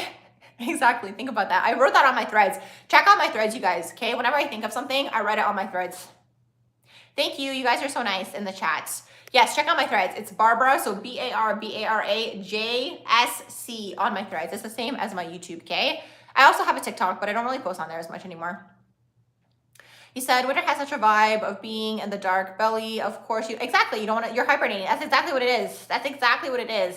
And when you kind of start to get in tune with the nature, you will see that your body is just going with the rhythm of the nature, right?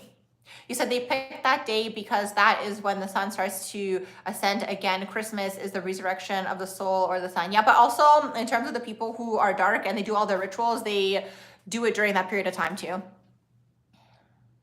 Like during like the winter solstice, and then we have the 3 days of darkness and like all the things. So there's like a lot going on there behind the scenes energetically. Literally, yes. Make sure you guys check out my threads, okay? If you guys want your own reading, natal chart reading, okay? Progress natal chart reading, check out my website. Same thing with synastry reading, okay? Those are all the readings that I have currently, okay? Currently, that's the key word. So those are the current readings, okay? Check it out on my website. You go under the readings tab, an email window should pop up. You guys send me an email and then I tell you the turnaround time and all the information, okay? After you guys send me the email. So an email window should pop up. If the email window doesn't pop up, I have my email on there. You guys send me an email, okay? So that's how you get your reading. My readings are video, okay? Well, video audio, okay? So it's me talking and I'm going over your natal charts for the entire time, okay? I'm talking and I'm talking and I'm talking and I'm talking and I'm talking and I'm talking, okay? That's the video. I send it to you guys. And then if you guys have questions, if you want me to focus on something, tell me in the email before. If you have questions after, send an email, okay? That's basically the format of my readings, okay? And then I always tell you the turnaround time because it changes all the time, okay? I'll tell you in the email. And then we can go from there. That's basically what it is. I also offer business. I also offer business guidance. If you guys want to start your own business, okay? I have that on my website as well under the business guidance tab, okay?